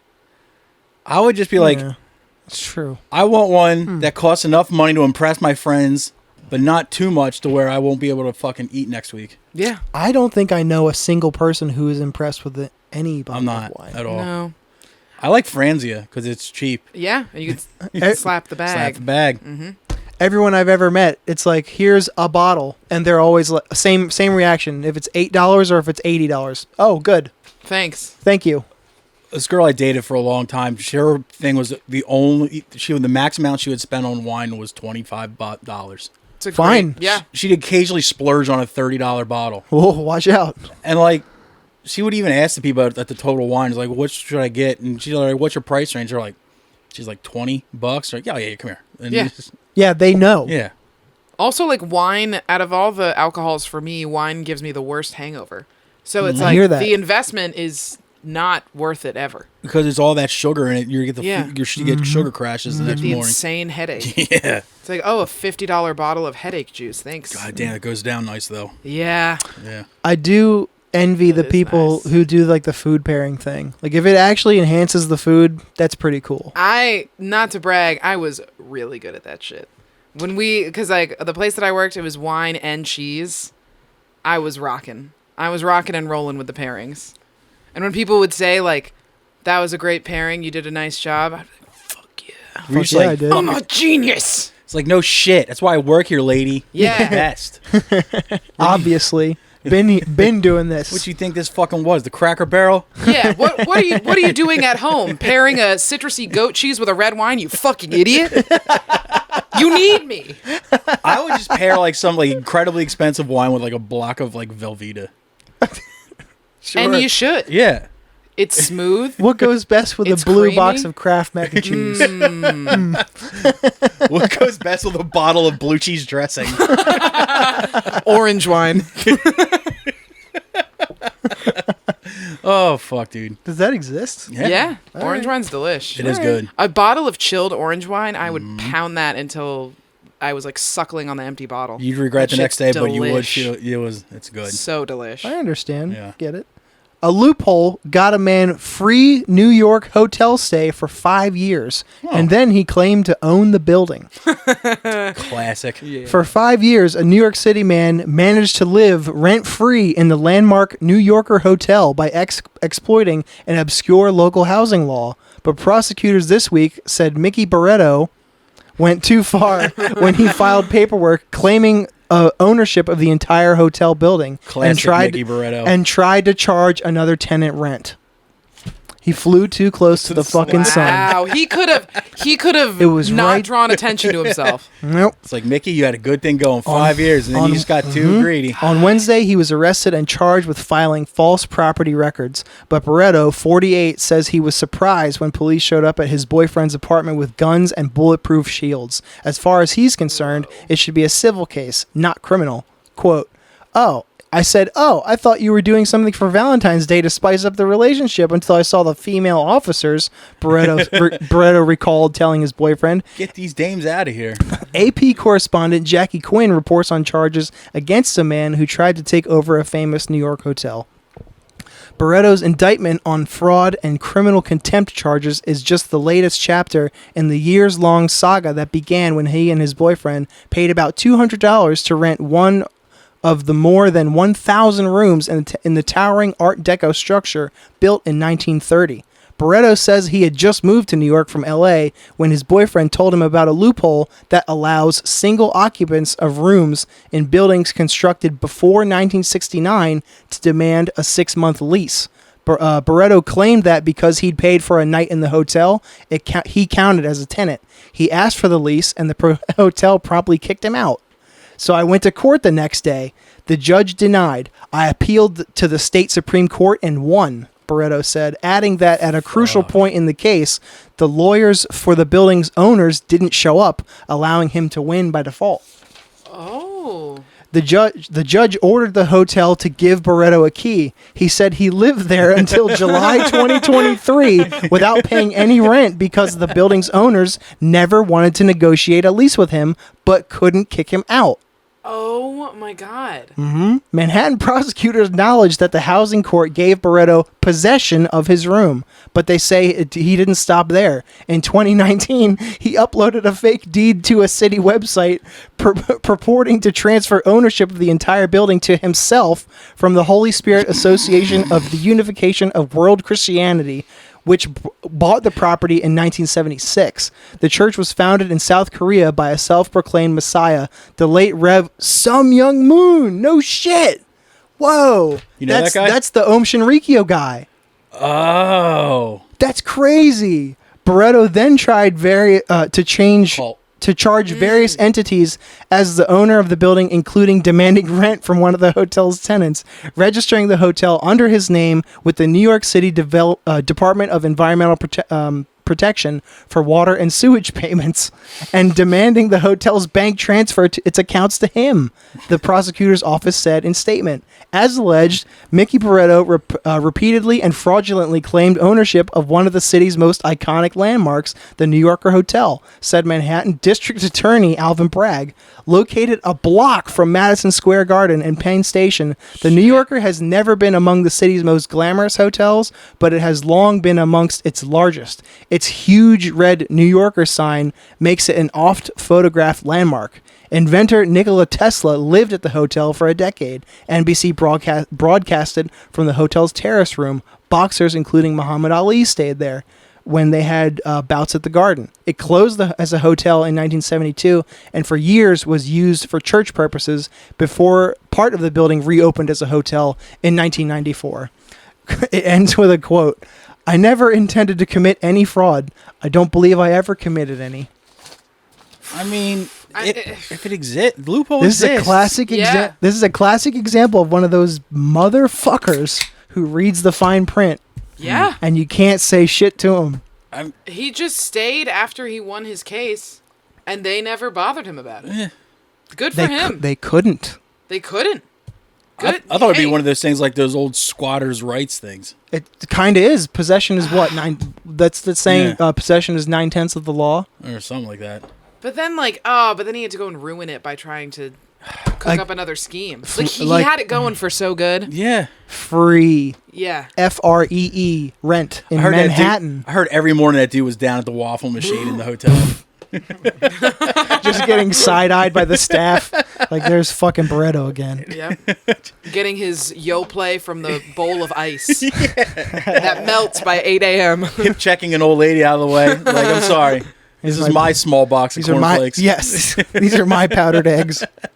He knocked over a girl in a juicy sweatsuit and Uggs so we could get to the waffle iron. First, I was like, Probably a wait, Russian. this guy found a boyfriend pulling this shit. Then he's like, his boyfriend's the one who let him in on this scam? Yeah, what? Marry that man. Yeah. Right? Absolutely. They'll take over the world. Dude, no matter what, like, That's all right, amazing. They'll you got us a place. scam the whole nation. Yeah. You got us a place for 5 years. Do you think you can get us like a good steak tonight or anything? What do you got on that? Yeah. What do you got on the car? That would be nice, right? A good vacation. This could be like a Catch Me If You Can, but with gay men instead of Leonardo God. DiCaprio. Just Sign me up. They can just like print like a Fromer's travel guide for New York City, just like how to get anything you want for free and how to live in New York City for 5 years for free. Yeah. Damn, that's sick. How to be gay and not pay for shit. Do you think he like still like fucking like left like the bed, like the linens and shit outside the door and waited for people to drop off clean ones? That would be a real motherfucker. Or did he have to fucking go wash them all himself? Oh. I mean, at that point, why not use the facilities? It's free. No, I'm saying like the turn down, like the maids and shit. Did he just like here wash these sheets and pillowcases? I don't know. It's like I sure could use more of these little soaps. Damn, free or not though. Imagine for 5 years having to deal with the housekeeping at Yeah. the fucking ass crack of dawn when you don't feel like If it. this dude had a job, he seriously lived in New York 5 years and was just banking all that money he made without having to spend it on a place to live. Nah, he would have spent it all. You think? Yeah. Yes. Oh, for absolutely. certain. If he didn't have rent, then he could be like, then I could do all this other shit. Oh, good He point. probably spent more than rent would have been. Yeah. Because he would have been like, I can ball out and not give a fuck. Damn. Maybe. Yeah. Maybe he did this because he had to, because he moved to New York City with big dreams of becoming a sommelier. And then a robot. And then he was gets in the there. restaurant. He can't find a job. And then All he the gets robots there, are taking him. and All the robos. And XJ5112 is just like, I've got the job, beat it. And you're just like, fuck, man. There goes my big city dreams. Yeah. I hope my boyfriend knows a place we can stay tonight. And the guy was like, well, I did read about this 1930s law. And you're just like, God, I knew I hooked up with you for a reason. Genius. You beautiful bastard. My God. My dad and little brother stayed at the New Yorker hotel when they were like in New York. So Isn't- maybe they were doors away from this gentleman. Damn, they could have been right down the like- right down the hall. Call him up right now. It's like, you know Mickey Barretto? Oh, yeah. Yeah, Right I seen him at at the the- waffle iron. I seen him at the ice machine. Nice Yeah. guy. I asked my dad, like, what was the New Yorker hotel like? Oh, it was nice, except down the hall there was a room that had a welcome mat in front of it. That was kind of And a fucking mailbox. weird.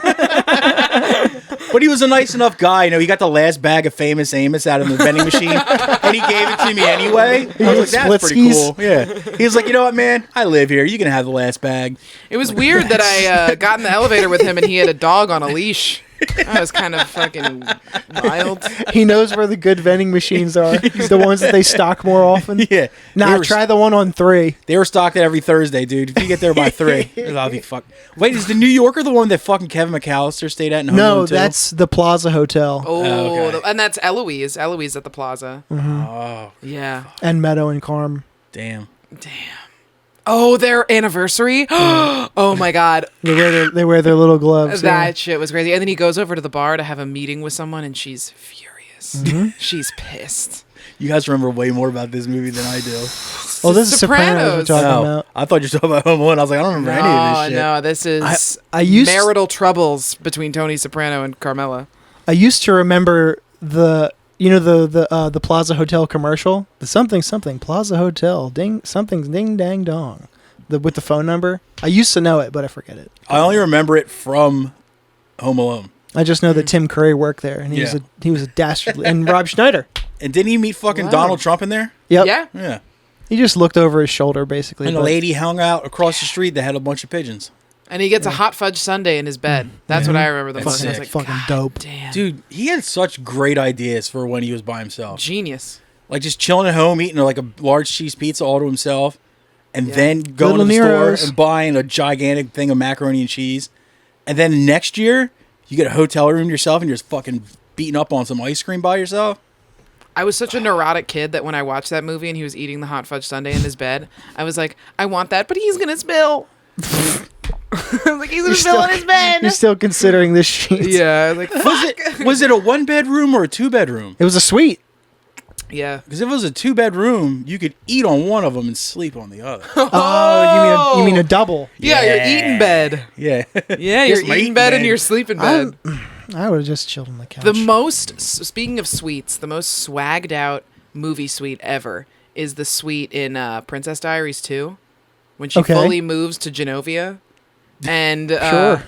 Yeah, whoa. All I know is that Anne I only Hathaway. seen one. Woo, wait a second. You've never seen Princess Diaries 2? No, believe it or not. Okay, well, What is it like? Shit. Is it like Aliens? It's better than the original. It's way better than the original. Okay. Princess Diaries 2 wallops Princess Diaries 1. I mean, Okay. it's unbelievable. And she fully moves over to be responsible for her princess duties.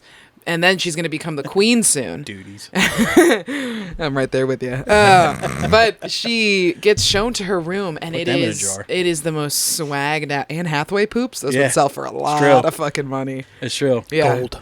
But it's the most swagged out teenage girl room ever. Like, all of her closets open with the touch of a button, like, automatically, and all of her jewelry drawers, like, open robotically, and her bed is, like, enormous. And it's the best teenage Nice. bedroom, in my opinion. Better than Hey Arnold's. Oh. I don't remember I don't Hey know. Arnold. He had the coolest like rooftop apartment Yeah. room of all time. Wasn't he like a child? Yeah, he had still the best room. Yeah. Like, Oh, I've I ever thought you seen. said he had his own apartment. I was No, like, no, what? no. He was upstairs at a fucking tenement in fucking I don't remember what neighborhood, but and realistically, that building is probably very small, but they made his room look sick. Also, the iCarly bedroom. Carly's room. Sick. I think if I watched iCarly, I'd be on a watch list. I'm too old to watch iCarly. I fucking love iCarly. I'd have the fucking report, hand out flyers every time I moved to a new neighborhood. They'd ping your location immediately. It's true. What It's the true. fuck is this guy doing? That's all I had for news. I thought that story was too cool to pass up. Yeah, that's That's great. That's a great scam. I Right. love a good scam. Like, I thought I did too, and then they you showed me figure the by way. now, like, they would rewrite these laws. Apparently, it's forgotten because they never had anything to apply it to. Yeah. You just see the fucking manager of that hotel, like, every time there's like a citywide meeting, like, with the public. He's like, we've got to change law 14422. It was like, shut up already. Yeah. We've got murders in this city. Yeah, what are you on about? He's like, we call it the Mickey Barretto law. It was just, You're expecting the powers that be to listen to a Can you bureaucrat? imagine I how don't think so. despondent poor Mickey Barretto is in his new place? He's probably like, pissed. He's like, it's just not the same. I have to pay rent. After 5 years, I have to pay fucking rent. He probably moved. Out of New York? Yeah. Yeah. Oh. After the mass disillusionment. I'm sorry, Manhattan costs what? Yeah. Hello? Could you imagine him just like getting into a shower with like a full size bottle of shampoo and him just weeping? Just like, what is this? What am I going to damn do it. with all this shampoo? I I'm only fucking have one head. I'm fucking finished. It's so big, it's going to crush my hand. Much like I'm a bottle. nervous. Much like a bottle of mane and tail, Oh, God damn it. the horse shampoo. Oh, we're back. And we're back. I don't know what's more impressive, the pun work or the fact that you know horse shampoos. It has a horse on the bottle. Yeah, two galloping stallions. God, so like, I'm the only person who doesn't know about horse shampoo in this room. Well, I know about it because it was recommended for me to use because I have such fine hair. My dad that used to use it. Yep, and I was like, wow, my hair's always falling out. And people were like, use mane and tail. And I was like, no, as someone who is actively anti-horse, Well, maybe I can't be that's doing that shit. Well, maybe that's what made horse girls. Mane and tail? Yeah. Like they're just sitting there one day, they're just like just a normal girl. They're just rub it into their scalp. And you're like, damn, you know what? I kind of want to go bop down to that farm down the street after school, see what's popping. Years go by, and suddenly they're like, And then one day they get like just some they just get some like Prel or whatever the fuck it's called, and they're just like they go to see their horses, and they're just like, what am I even doing? that'd be L'Oreal. What? L'Oreal is definitely an Purell answer. is hand sanitizer. Whatever. I said Prel. What the fuck is I don't know. Purell? Oh, is that the 2-in-1 with the green bottle? See? Ha. Yeah. Whatever. 2-in-1. He's I'm, back. I'm familiar with every 2-in-1 Damn. shampoo in the world. Garnier Fructis is definitely an anti-horse shampoo. Like Yeah. Oh, 100%. there's like it's like shampoo and conditioner, and the bold print on it, not for fucking horses. Not for horse girls. Fuck you, Jessica. I'm gonna fucking. It's actually bigger than Garnier Fructis. It says "fuck you, Jessica" across it. Big picture of Jessica with a fucking like the red line through her. Fuck you, Gwen. Stacy, get fucked. I hope it fucking collapses on you. Oh god. They use mane and tail and they just get obsessed with showering. It's like, all I want to do is take a shower and ride horses. Running her fingers through her hair is like.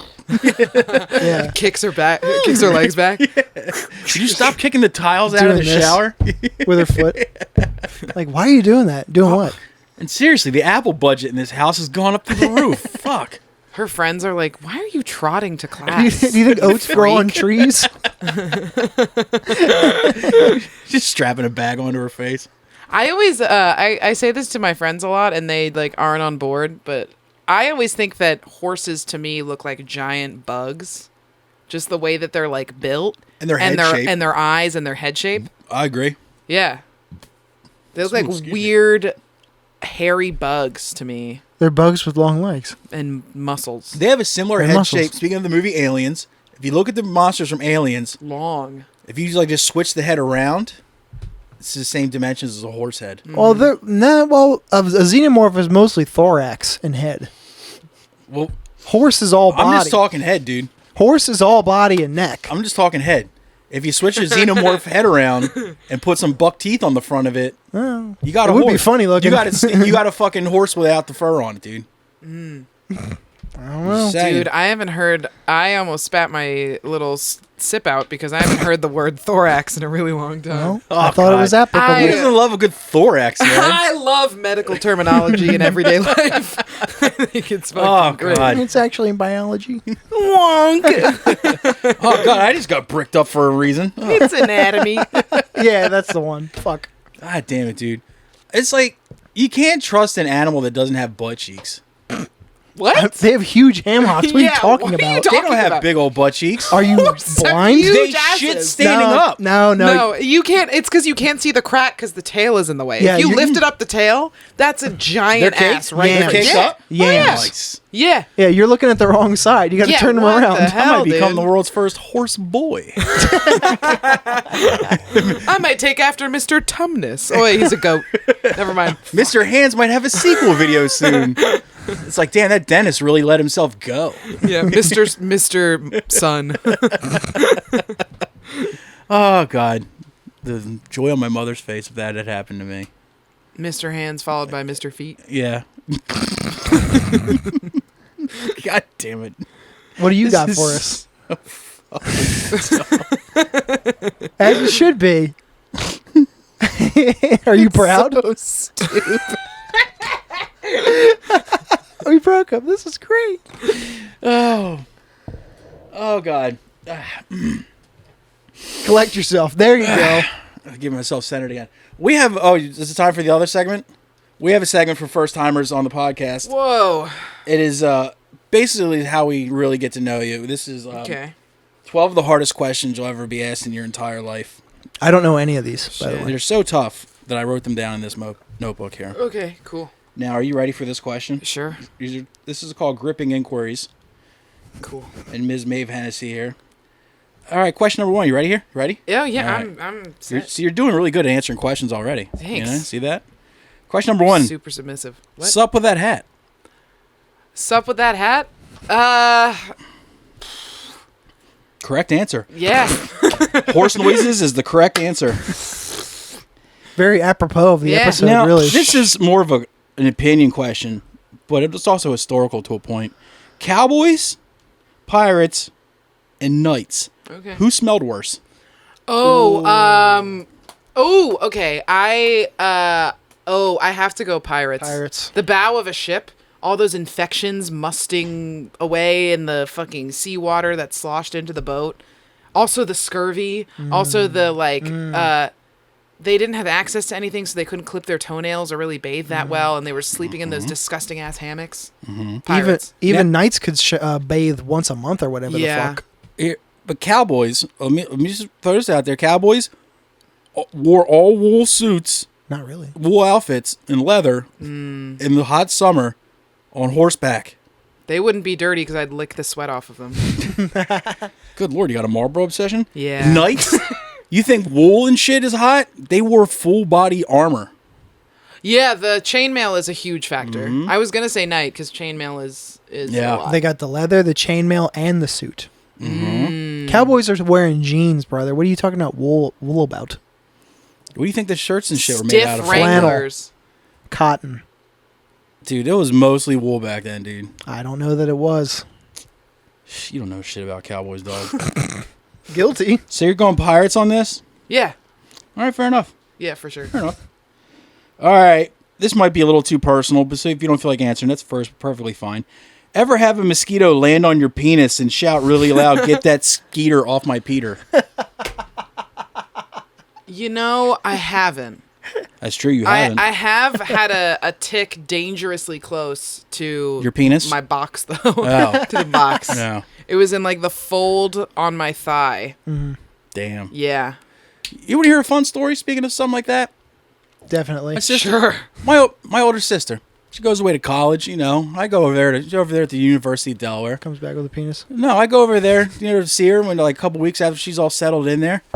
And I go, and it's a, bed here, bed there. And I go to sit on the other bed that's not hers. And she's like, "Oh, don't sit there." And I was like, "Why's that?" She's like, "My roommate has crabs." Oh. I was like, "Are you fucking serious?" What? I was like, "Are you serious?" She's like, Oh. She's like, mind you, this is maybe a month after she had moved into this dorm. And she said that her roommate had asked her to check on a freckle that she thought she saw move. No. So my fucking sister, who's way. a somewhat of a nice person, did for her. And it definitely was not a freckle because it moved. Was this a friend who she became roommates with, or was this a stranger? No. It was a stranger. Yes. That's Well, crazy. She knew That's fucking crazy. they went to Nope, the same nope. high school, but they weren't friends or associate with each other. God, maybe At that's most, a good thing. Yeah, At at most most, it- she knew her name. An acquaintance, Yeah. yes. But yeah, she Wow. had crabs and had to look at her box to make sure that it was like, is that? And it's like, hey, I know we don't know each other that well, but is this freckle moving? Yeah. Hey, box inspection. Fun. That's a fun way to start a conversation. Yeah. And she ended up living with her for another 4 years. Was it 4 years total? Holy Yeah, shit. that's fun. God. Yeah. Crabs sound So brutal. yeah, Skeeter on the Peter. Yep. All right. Question number 4. You seem to know a lot about television. Sure. I'm getting here. So, do you remember on Full House when Michelle would say, "Hey, let's shake on it," and then shake her entire body? Remember that? I was not a Full House viewer. Oh, I know. correct answer though. You don't remember that? Yeah, I don't remember that. God, Alright. you hyped me up Yeah, so much. I I'm feel telling you. like a disappointment. Well, so far you're doing really well. Question number 5: If Jesus was all-knowing, how come he didn't warn us about the Babadook? Because he was all knowing, but also the things that he was also all knowing about was that he had a fun surprise in the works for us. I was like, "Oh, well, we think he's coming back." He's like, "Nah, Babadook." Yeah. Dude, that fucking Jesus is a Yeah, he rascal. was all He's something knowing, else. but he's not telling us everything he knows. Oh yeah, he's not a snitch. No. He saw So the- he's got to keep some things a surprise. Yeah, he saw that stop snitching shit, and he was Yeah. like, "Yo, bars." Yeah. He's got to keep us Yeah. on our toes a little bit. Yeah, shout out to Jesus. He's not that bad. Question number 6. Do you find it ironic that the act of seeking out fat lovers is called chubby chasing? Oh. Because it's so easy to chase us. God. Well, There's irony there. Huh? Yeah. then I guess I've been a runner. Correct answer. Question number 7. Will you pop this thing on my shoulder? Sure. Thank you very much. Is it a cyst, a pimple? What's the deal? Is it an ingrown hair? Because I'm ready. No. Ah, shit. Well, maybe. I have hairy shoulders. I love ingrown hairs. They are fun. They're the best. They are a lot of They're my fun. favorite. Of the skin-related lesions to pop, Yeah. ingrown hair's the best. Yeah. I'll have to agree there. Yeah. Because sometimes you're like, "Oh, it's real tiny as shit." Then you pull out like a fucking 3-inch hair. You're like, Jesus Christ. Because it's like, it starts as a pimple, and Yup. then there's a Yeah. treat at the end. Oh. That She- shit's rocking. It is pretty awesome. All right, question number 8. I don't mean to get all political here. What's that Middle East place all about? Oh, Christ. Besides drama. Oh, my God. Next. Correct answer. All right. Question number 9. Do you ever snort a line of that shit that's on the bottom of an English muffin? I would, but I don't think I could handle it. That's true. Thomas's lines are English muffins with fentanyl. Yeah. All right. Now you're Also, fuck the British. that's right. Up the rock. Ireland for life. Up the rock. Up the raw, Up the rock, baby. Yeah. All right. Up the fucking rock. Now I noticed Yeah. you're a fan of really bad movies. Sure. All right, so you'll get this one, no problem. Was Mugama Chai the trenchcoat mafia of the Stomp the Yard cinematic universe? Oh God, I don't know all three of those things that you just said back to back. That is the correct answer. Let's All go. right. Now, Stomp the I don't mean to get political once more. Question number 11, moving right along here. Is the Bilderberg Group just Build-A-Bear for Jewish people? It's a fun play on words. Build-A-Bear recently Build-A-Bear stopped my friend from naming her bear a certain name. I want to know what the name was. It was something related to pussy or cunt. It was a play on words, so it wasn't actually spelling out pussy. There was no Yeah. expletive. There was no expletive. It was just like pussy or cunt spelled in a clever way that they thought they could no get it fun. by. And then the person stopped them and said, "Hey, you can't do that." So did they take Cop. away their bear? No, she still has her bear, but like I had to name it something else. I would just be like, look, Cop behavior. Look, you can put whatever you want on this bear's birth certificate, but we all know at the end of the day, this bear's name is Twat. There is a knowledge that this bear is named Snatch, Boots the House Down, Pussy Cunt Queen. Oh, so they're Dutch. That's nice. There is something like super impactful about placing the heart in the bear and then sewing it up. And then, Aw. and then you lift it up and look at it like, I made "You're this. mine. I I made you. made this. You're mine." And then you sell it in a yard sale. Yeah, and get a horse. So the Bilderberg Group is just to build a bear for Jewish people. Sure. I would love to build a little Jewish guy to hang out with. That'd be fun. You could make a second Dave. I would make a second Dave. He is the bestest friend I've ever had. Oh, Christ. Are you a fan of music? Yeah. Then you'll nail this, dude. Sweet. Finish this Usher lyric. Every morning there's a halo hanging on my girlfriend's. 4 erect nipples. Correct answer. You flubbed Oh it. my God, perfect score. Unbelievable. Wow, I feel Perfect score. incredible. You also missed a line or two there. It's every morning there's a halo hanging from the corner of my girlfriend's 4-post bed. And no, it's not mine, but This is the hard erect nipples. This is the remix. Oh, my bad. She knew that. Why didn't you? It's Ursher. I forgot. Me, oh my God. Ursher. The week leading up to the Super Bowl, me and my friends were just walking around our house going, "It's Ursha, baby." Of course. He's so funny looking. Yeah. Well, he also hasn't aged a second. Please tell your lovers and friends That and his head shaped like an M&M. that Ursher John I like that. Yeah. had to do it again. I really thought that Justin Bieber was going to come out during the That would be hard. Super Bowl halftime show because they're like besties. Like actually come out. Like, by the way, everybody. Physically come out on stage Yeah. and also stop the performance and be like, "Guys, I have an announcement. Oh, Haley is a Selena. beard." Selena turned me. damn a him and long Usher. time ago. He and Usher would be so cute together. Sweet Hey. even. Oh, next thing you know, they're Nah. I don't like it. Why? Nah, that's grooming. Fuck that. I don't know. Oh, it very much. I grooming. super know. Fuck that. But, He was what? He was a child when he was discovered. Yeah, he was like 10. Yeah, but fuck what that if shit. Usher secretly knew that the Biebers knew how to get 5 years of free hotel stays in New York City? You can't deny You know the what I fucking mean? economics of that. Usher's like, I ain't gay, but rent's expensive, dude. Yeah. $20 is $20. Hey, dude, we still get turn down service. Rosalita knows how to do shit, dude. She's a fucking gift. That lady. Fuck me. Ursha, baby. Oh boy. Yeah, then they did. Usher and Justin Bieber did that song together, "Somebody to Love." I really wanted that to be part of the halftime show. That would have been pretty awesome. That music video changed everything for me. It's so good. All I heard was Super Bowl, and I tuned out after that. It's all static. I did watch the Puppy Bowl though. That shit is sick. And why wouldn't you? Yeah. Exactly. It's one thing Animal Planet is guaranteed good for. Yeah. Dude, that'd be fucking sick just to get a bunch of like bros together, crush some chicken wings, watch the Puppy Bowl. Puppy Bowl. Makes Nah, the- Puppy Bowl party. And Yeah. then right, as soon as like the Super Bowl starting, like just turn it Turn off it and off. be like, all right guys, I'm going up to bed. And just fucking tell them to leave. That'd be fucking great. Parlay over the Puppy Bowl. It's like, God damn it, Checkers. What the fuck? Fuck! Just Checkers gets injured in the fucking first quarter. That's my rent, you bitch. Literally. Yeah. It's like, thanks, Checkers. Now I got to take this out on my girlfriend with my fists. Like, God damn it. I don't know anything about sports betting, but I love throwing around the word parlay. Parlay's fun. It's awesome. Yeah. Makes me feel like a pirate. I love when people say it when I there's should have like, doubloons in my pouch. when they just want to talk. Someone's like, yeah, let's parlay with them. It's like, oh, you're so fancy. Yeah, what the hell? That dude I know that does like the vintage like sports stuff. It's called Parlay Vintage. Shout out Parlay Vintage. Hi, Anthony. But parlay is just a fun word, dude. Yes. Yeah. It rolls right off. Parlay. Yeah. It sounds cursive.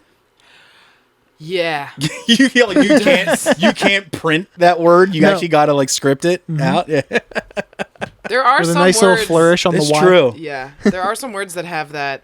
Like a lot of flower names, like chrysanthemum. That is a cursive loop. Anything also of French origin, I think, would have to come out in cursive. Brie cheese. Like, I'm pretty sure street signs in most of Canada are in cursive. In Montreal, maybe. It would just make sense.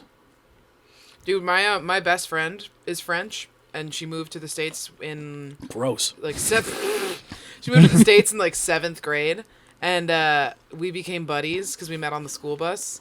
And I went over to her house, and I was talking about cursive with her, and I thought that I had like the best cursive in the world because I was on the handwriting wall twice in the 2nd grade while we were learning cursive. Sick brag. Yo.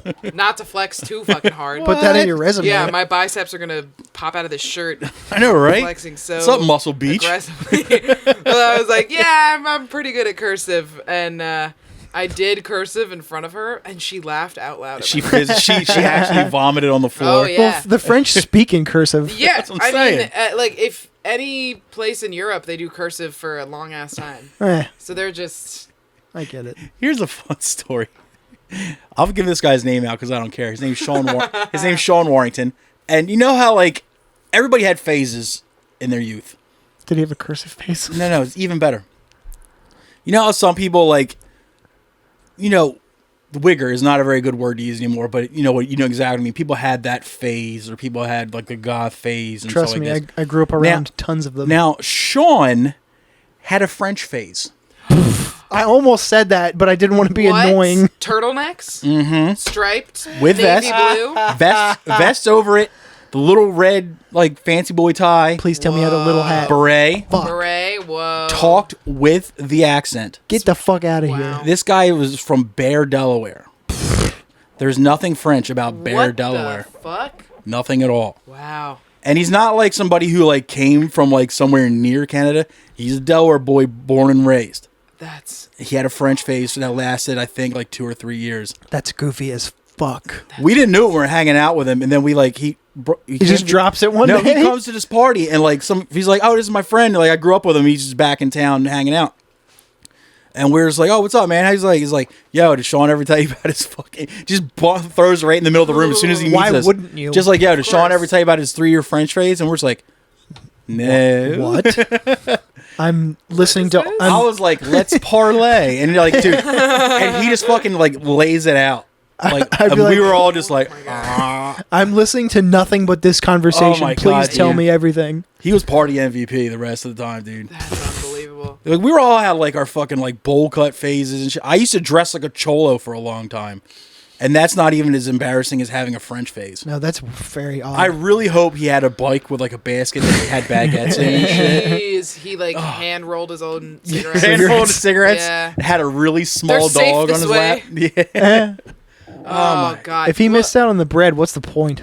there was a kid in my middle school who faked a British accent for 2 years.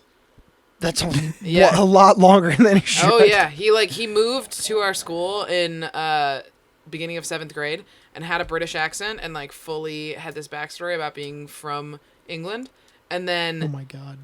kept that up for 7th and 8th grade, and then when we got to high school, he came in no British accent, like nothing, like Yo. dropped immediately. What if the story was true and he just finally grew out of it overnight? Just grew out of. He went away that one summer. Because I have a couple friends that like they were born in other countries, came over here young, and they don't have their accents anymore. Well, they do, but a very small hint of it. What if like he was just like built different? He's just like one day he's like, I'm American now. It's like, yeah, what's up, dude? And you're like, what happened to? He's like, you know what, dude? I've been here for like 8 years. What the fuck? Well, some comics that we both love, like, or all of us love, that are like Jim Jeffries, for example, when he does an impersonation of an American. Maybe, it's fucking annoying how good he is at it. Maybe he just kept his impersonation forever.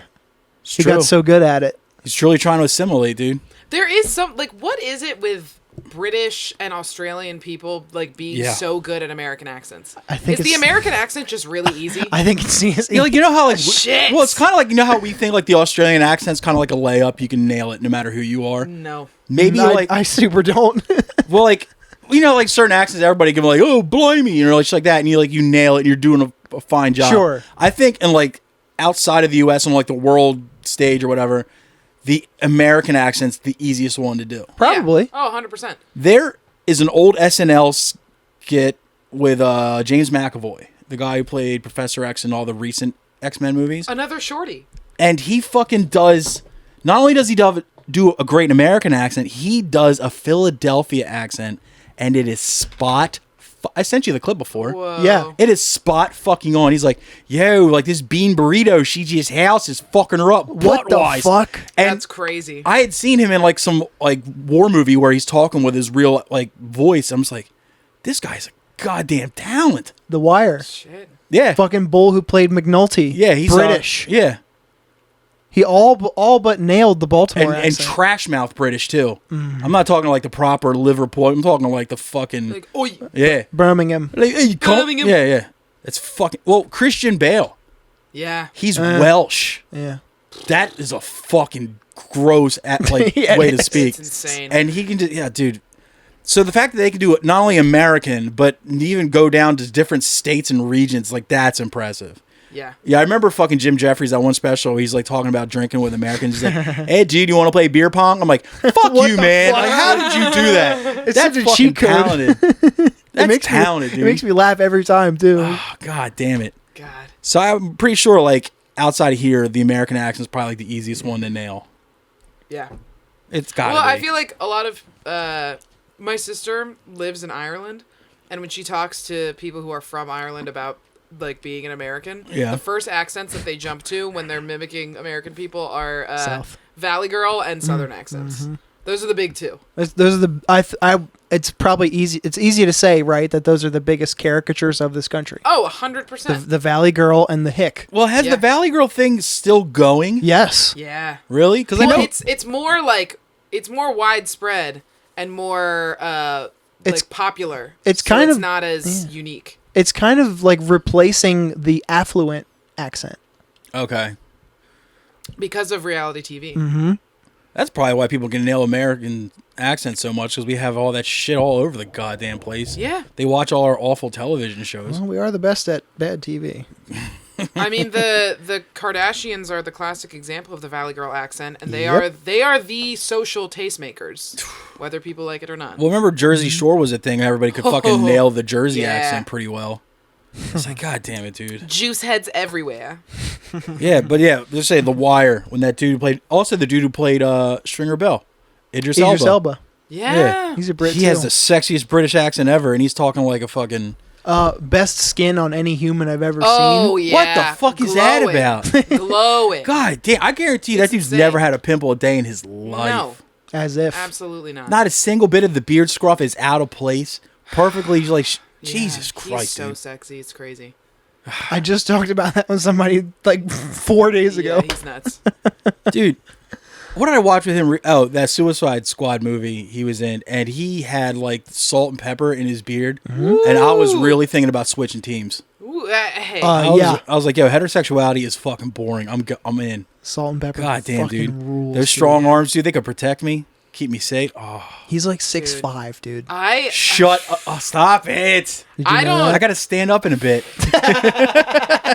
I don't date men exclusively, but when I see men like him, I'm like, I will be a fucking trad wife. Dude, for I don't you. fucking date men at all, but if Idris is like, oi, going to my flat, I'm like, yes, we Yes, I we am. Yes, are. I'm we're most- going, Yes, we are. Yes, we're Do you going. We're want me- going to the flat. Send location. Do you want me to Drama bring? pin. Do you want me to bring the snacks? Because Please, I'm please, down, please, dude. please. It's like you want some bugles? I got bugles. Like, Wegmans is open till midnight. I'll stop.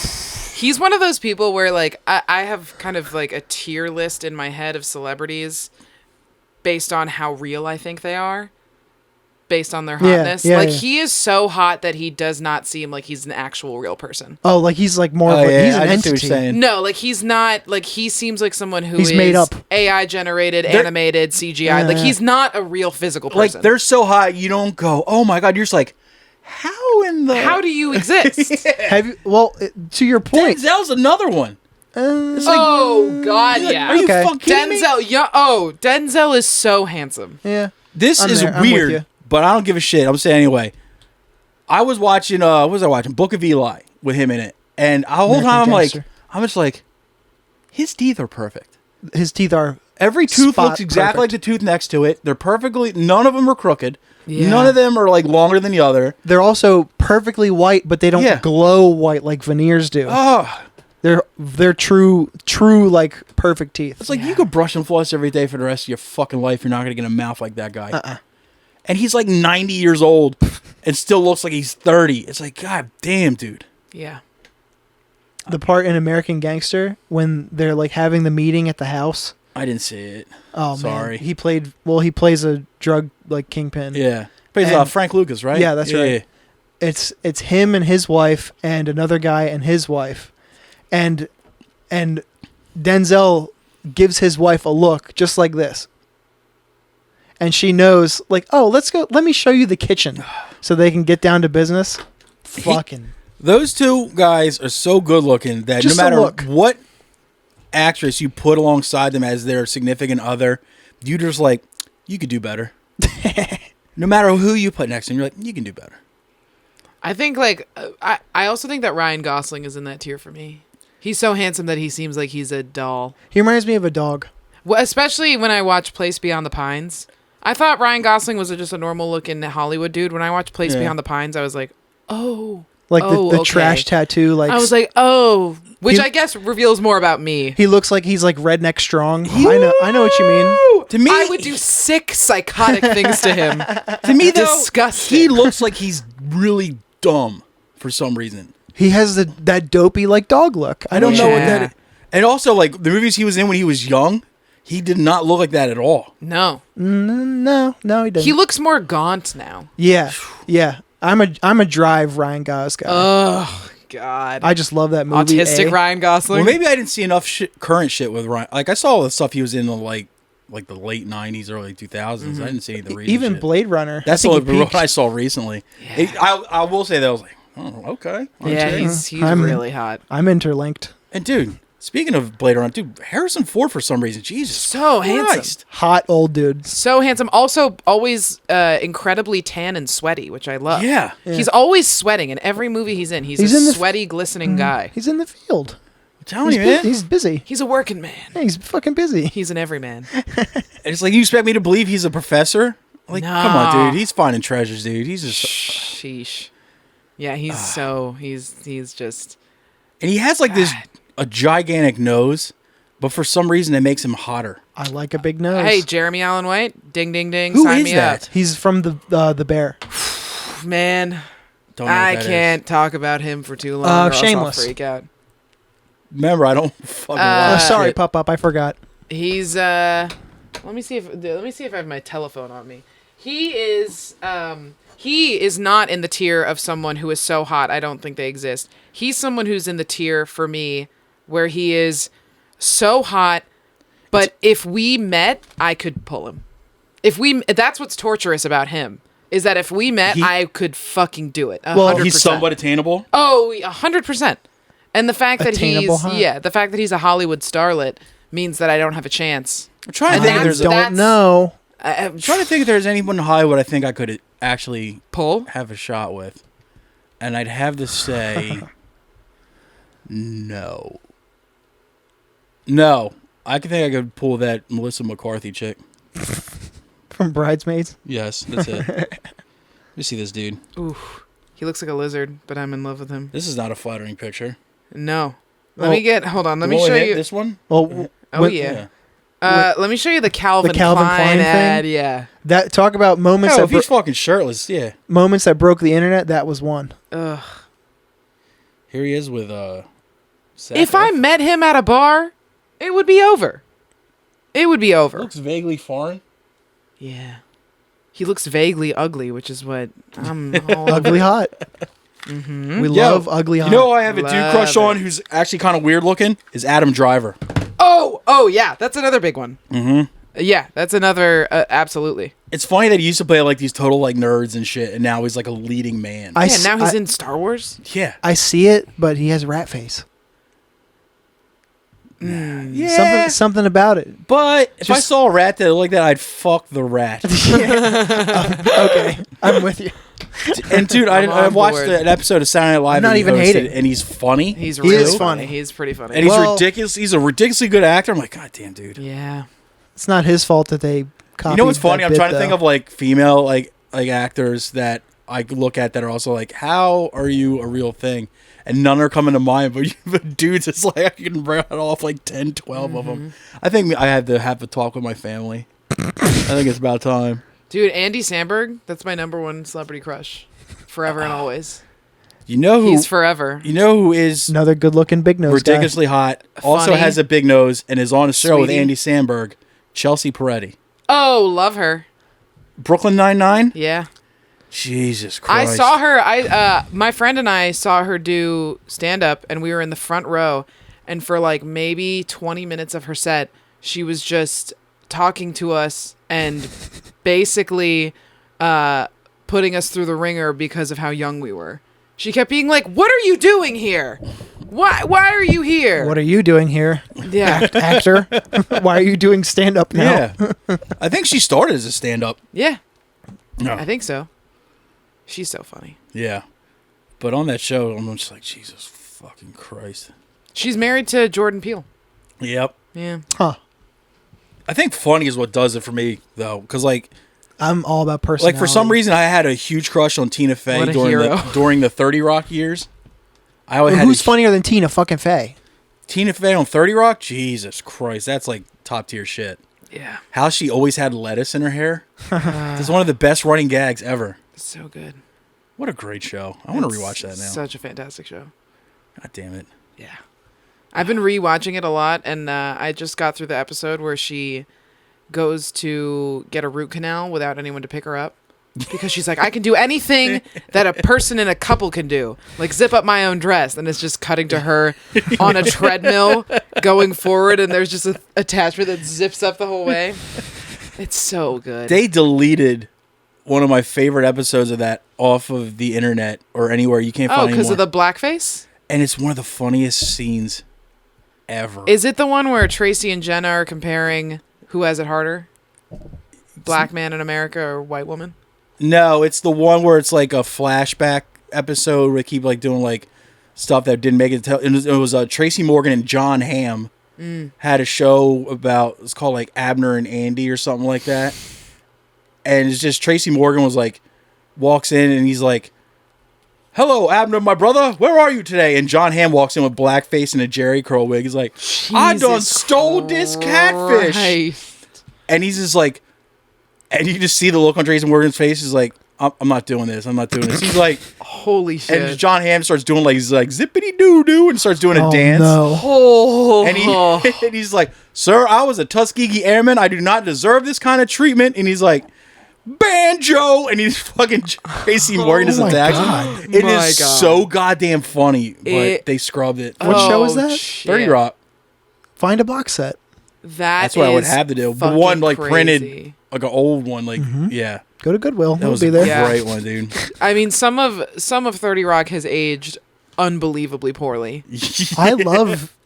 Some of my favorite shit is shit that has aged very badly. But it's just like the jokes per minute. I just spit so much. Did you see that? No. Like, okay, great. I'm glad I said something I did to it. call attention to I it. did it earlier. I hope Cool. nobody saw. Sweet. Dude, speaking of spitting a lot, I went out to dinner with my mom the other night. Nice. And I was talking to the waitress. Do you know what gleeking is? Uh-huh.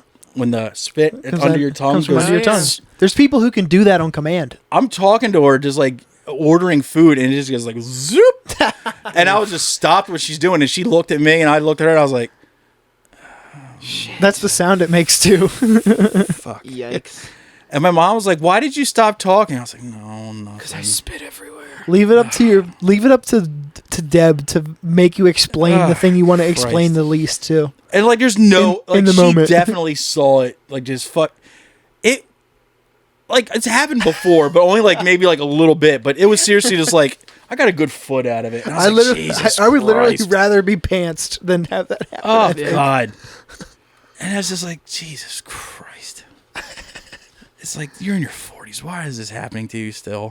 Falling off ladders, gleeking on waitresses. It's like Jesus Christ! And then I had the fucking straight face, like, I'll have the brisket sandwich. You know, it's like, God damn it! And another Yingling, please. Please and thank you. Actually, you know what? Make it 3 Yinglings at once. Put it all in the same cup. God damn it, dude. I spit sometimes while I'm talking, and by the volume that I talk, it's frequent because I'm just fucking yapping. And the thing that I do is that no one notices it, but I say it out loud like I did just now. Mm-hmm. Yeah. No one will notice it, and I'll be like, "Oh, I just spit." You guys see that? Why the fuck do I do that? Well, for some reason, I could have just gotten away with it. I would rather do that. It's like, oh Jesus Christ! Did you say what the fuck was that about? Because it's kind of then you kind of have like a funny moment with the person Right. you're talking to.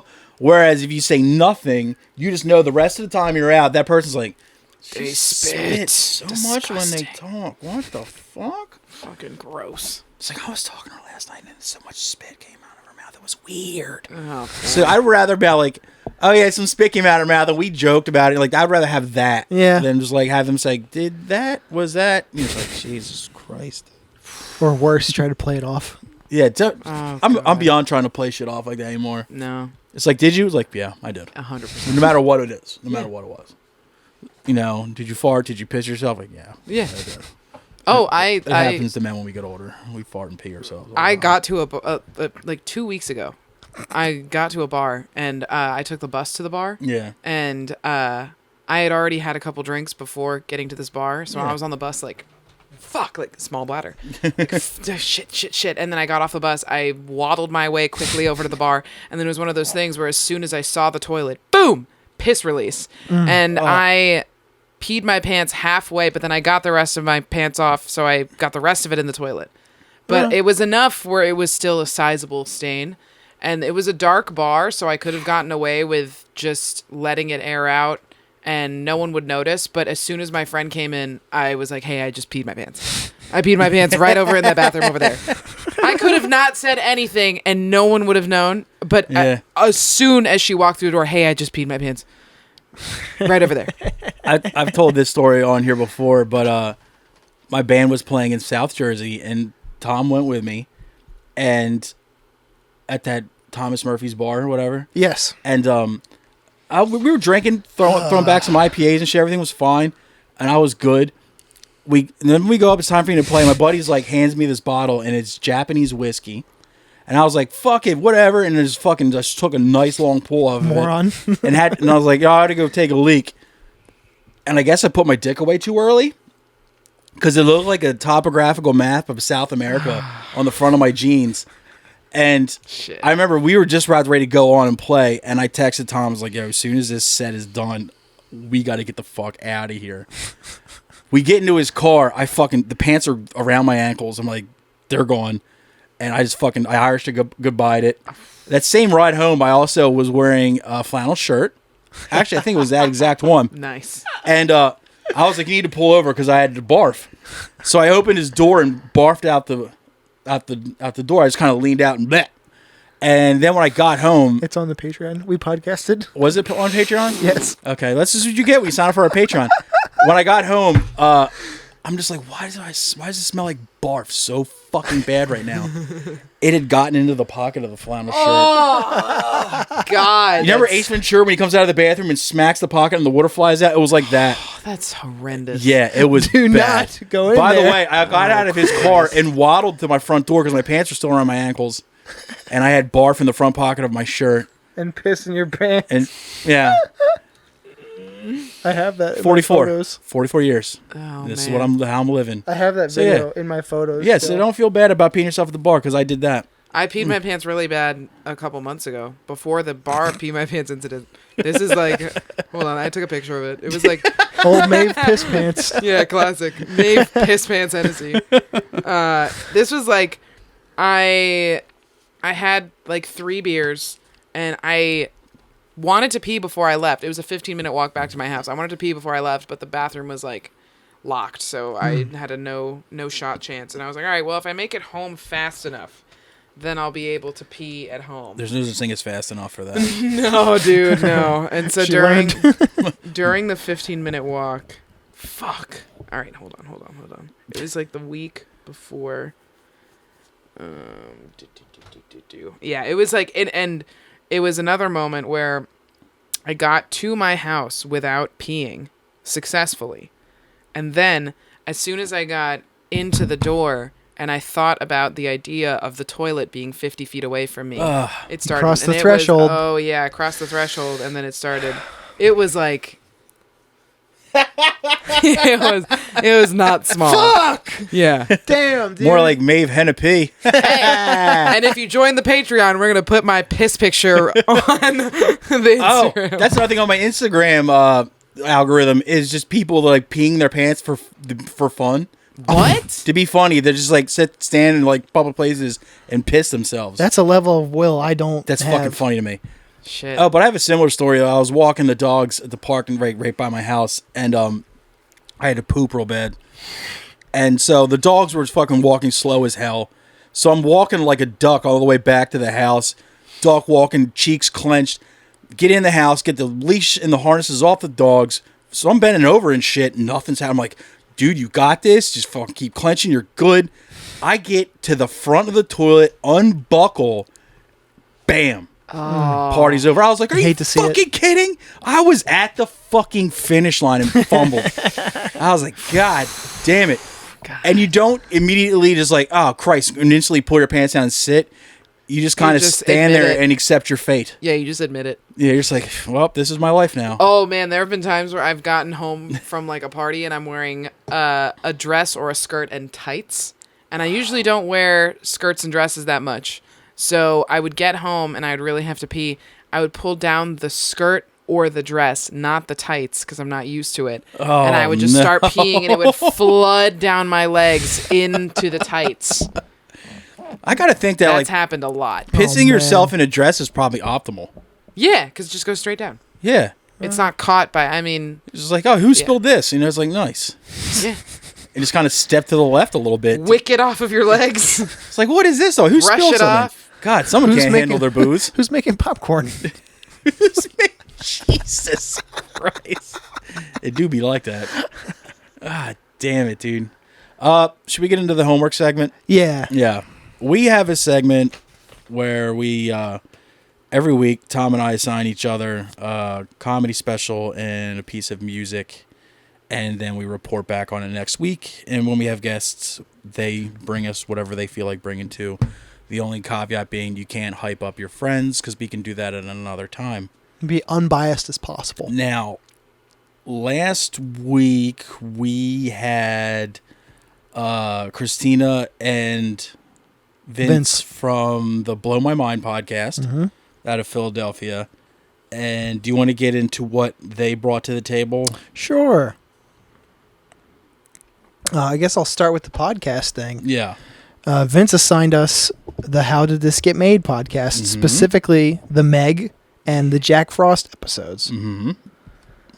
And let me see. Somebody else want to start? I don't really want to start. Where's it at? Hold on, I gotta look at my fucking thing here. Okay. Oh, here you go. How Did This Get Made? Jack Frost and the Meg. I watched both. I was like entertaining and funny enough, but these dudes step on each other way too fucking much. Seems like a case of too many cooks in the kitchen. All the guys they got there are funny.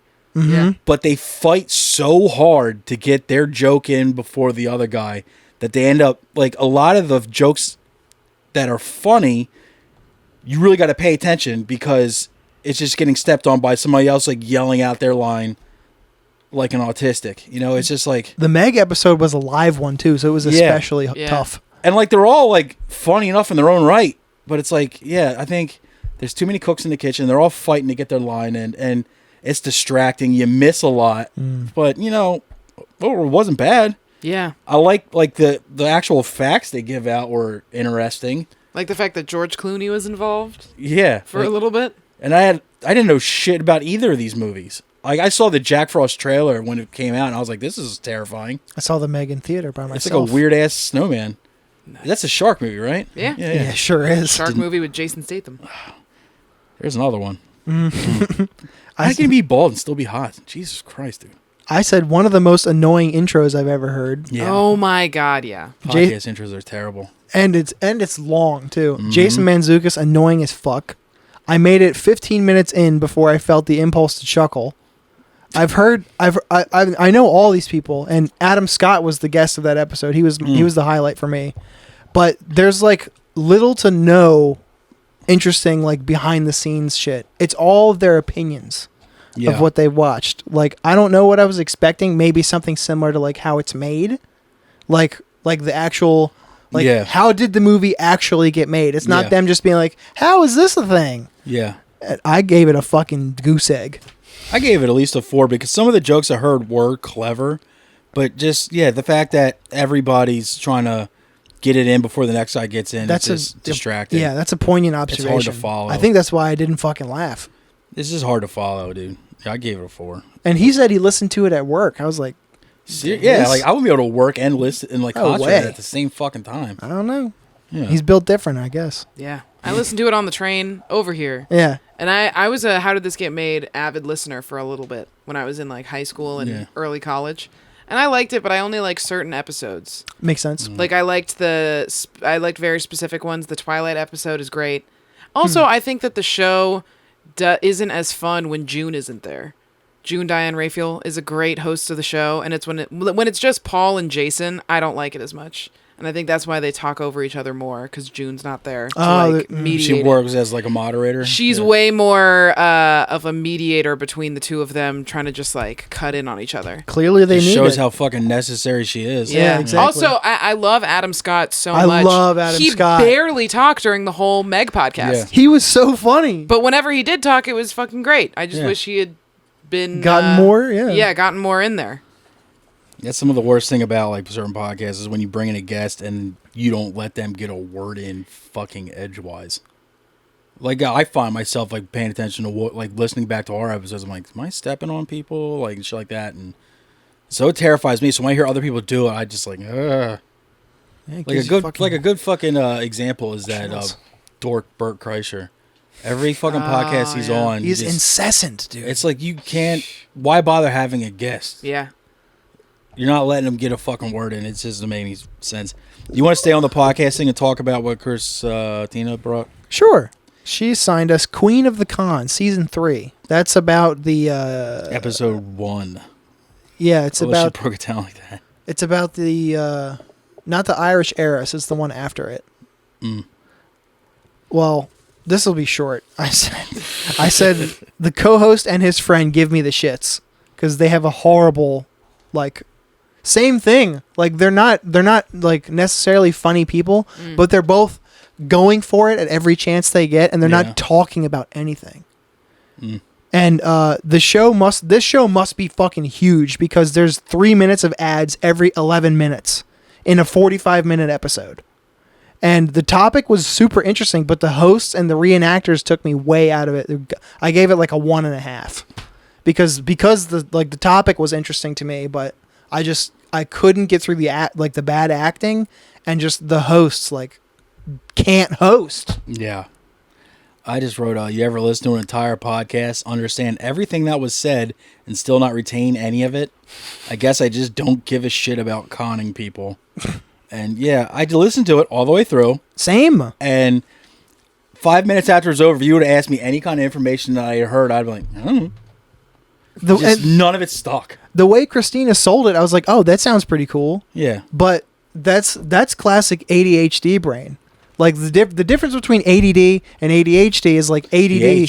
Sure, you're like you can't sit still. You can't pay attention. H is in the middle. ADHD is like I can study these 2 pieces of paper right here for 10 minutes. I close them, and it'd be like nothing happened. It's all of that information is gone. That's what listening to that show is like. And I remember the dude I work with about 9 times listening to it was just like, the fuck is this? The fuck is this? The fuck is this? I'm like, Fair enough, Kev. yeah. Ain't that the way? I will be honest. I only listen to like 3 of the things on the list. That's fine. Fine. So I'll cut it's in not when your job. Yeah. when I cut in. Yeah, Also, that's- I have to pee again. Can you believe? It's It's been an hour. We're pretty much done. Do you want to take a break or do you want to just soldier through? We can. It's up Let's to take you. a break. Fuck it. Go for it. All right, where were we? Now, where were we? Oh yeah. We just finished talking about the first assignments that they gave us. Now let's do the music. Yeah, okay. Mm.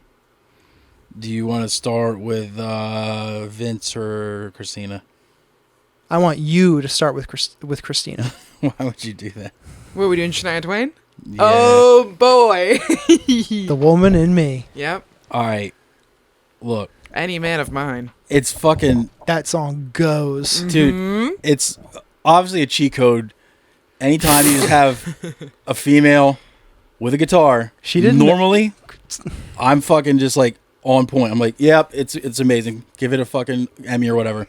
But this was just too fucking honky tonk for me. Well, she's a country yeah, artist. she's a dude. country girl. Yeah. She's a country girl from Canada. Yes. Yeah, Isn't that a but- classic? The only one I knew was the "Feel Like a Woman" song. Yeah. That's on but- another record. I gave it a 2 Two. 2. You That's should be brutal. shot. because she has a good singing That's voice. I will give her brutal. that, but it's too much of a twang to it for me, and I lost interest. Wow. I know. All right. That's quite a I shame. listened to it.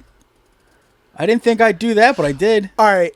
I'll get to it in my review then. Oh. Like Why do I I said- feel bad? Because you should. I don't even know her. you besmirched Fucking Shania. should. The Are per- you slurping down that final Corsi? No, because you are. Lovely. Thank you so Perf. much. The production reeks of the 90s Nashville sound. Big Yeah. room reverb, fat guitar tone, very of the time. The record's from 94. Whose bed have your boots been under is the undeniable bop, but I'm out of here is hard too. I will say there's some really awesome song titles in Oh it. yeah. Uh-huh. Yeah. And also, if you don't take two and you win my love, aside from some, most of the songs on the record and a lot of 90s and 2000s country is ballad heavy. Yeah. They don't do a ton of singles, and I really can't listen to ballad after ballad after ballad. That's what kind of takes me out of music like that. But when she makes a bop, it fucking goes. It's fucking sick. My dad, like, I touched on it when we were coming to get you, is a professional, like, aside from his straight job, is a professional guitar player. My whole life, I grew up listening to this era of country in the truck, like him learning songs for the set that he was learning or whatever that week. So this shit is like in my DNA. I don't love it, but I know it. Yeah. Like, Familiar. yes. So that, like, for that and because of like all the good songs, I give it a 7. I think it's very, very good. Yeah, I said that I love how this album goes from dramatic country ballads to "shut up, fella" pop country. Because like every bop is basically just like scolding men. Yeah. Like, hey, you better do this, which I love Shouldn't that. they? And for "Home Ain't Where His Heart Is Anymore," I just wrote "guitar solo" in all caps because guitar solo at the end fucking rips. I love that "Whose Bed" is a male slut shaming song, and I love the acapella moment at the end. And a lot of the piano throughout the album reminded me of like Billy Joel type piano. Like, it was very yeehaw, but the piano specifically took me out. I was like, are we in a New York jazz club? It went very din din din din. I thought it was, but "Raining on Our Love" was our my favorite song. Mm-hmm. "Raining on Our Love" rocked, and Shania has some pipes. I gave yeah. it like a 6. Do you think her and the Spice Girls were like the leader of the girl power movement of the 90s? No. No. I also, whenever I think of Shania Twain, I just think of Broad City. You guys watch Broad City? I watched Not a in a couple long time. episodes because I thought that one girl was really hot. Alana or Abby? Abby. Yeah. Well, Shania Twain is in Broad City. It's fucking great. It's been a while, but I laughed at that show a lot. Why do we have guns at It's our funny head? as hell. Because that's my favorite show of all time. It's It's good. a good show. Yeah. Yeah. Thanks. But please put the gun away. Good Lord. Jesus Christ. Yeehaw. It took the Holst- Nashville thing holster it, seriously. yeah. I didn't know there'd be rootin' and tootin' going on. Vince brought us Future Islands, people who aren't there anymore. Uh-huh. I said, if you took this singer from a country folk band and made him front a band that sounds like the jams Wild Bill was listening to when he tucked his dick back in Silence of the Lambs, this is what it would be. Kind of cool, actually. 5 out of 10. It seriously sounded like that Goodbye Horses song with like a Q Lazarus. with like a fucking like a yeehaw dude singing. I was like, that's an interesting. It's like an interesting mix, like interesting. Like, wait, I was like, all right, this is kind of cool. I like the music, the vocals. I could have done without. I gave it a 5 though. I called it indie rock for aliens. I said, I can't tell if the singer is a young guy or it's Werner Herzog with no accent. And I couldn't unhear it ever again after I thought that. It's David Attenborough. Right? I said the music recipe fucking does it for me though. Yeah. Especially through car speakers. The bass player is snapping on this record. I listened to this again despite Werner Dog, and that was the first time that was upon first listen. That song, The Tower and the Fight Goes Hard, even some cool metric modulation on the hi-hat in that song, The Sickness.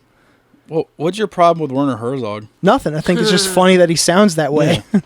And that song, Deep in the Night, the slow, track 3, the slow song, fucking hell. I must have listened to that record 10 times yesterday.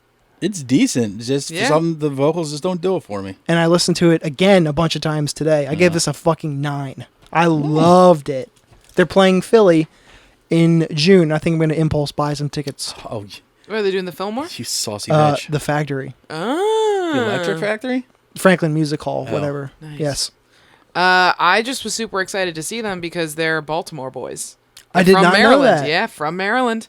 And they were a huge fucking deal when they became really big. At least, like, when their single, like, got really popular in, like, 2013 or 14. Their name has always been in, like, the back of my head. Like, I see it and I recognize it. And then when he brought this, I was like, okay, Future Islands record. This record just came out, like, 3 weeks ago. Yeah, it came out, like, 2024. Yeah, the end of January. The first thing I thought of when they said the name was like Andy Samberg's rap band. yeah. The Lonely Future Islands. Yeah. But yeah, I liked it. I thought it was nice. I really liked Deep in the Night. I wrote Sad Yearning Hours Unlocked. And then I really liked the synths throughout the album. Yes. They were cool. That's one of my... The synths were fucking awesome. That's one of my cheat codes is synth spikes. Yeah. See, that's not one of mine. And I thought, seriously, I was like, this is pretty awesome. I also liked Corner of My Eye a lot. I thought that was my favorite song of the whole album. But I don't know. I get excited whenever I see people from Maryland. I'm like, oh shit, hey.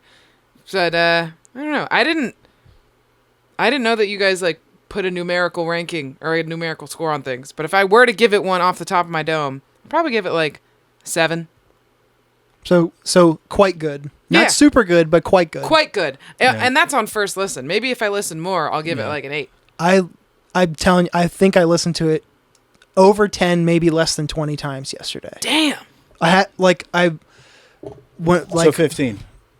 Yes. You could have just said 15. 2 syllables would have gotten that whole sentence taken care of. My favorite way to listen to shit is either walking the dog or like I use my ears or working out because my body is doing something, but my mind is completely paying attention to it.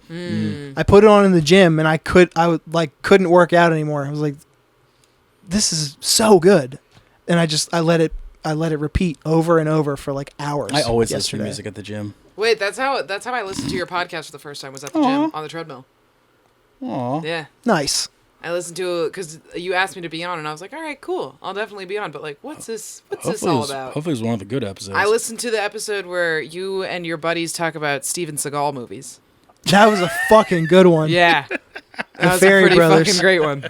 I wasn't ready for that episode, and it was good time. But I was listening to that on the treadmill, walking at an 8 incline at the Planet Fitness. Fuck.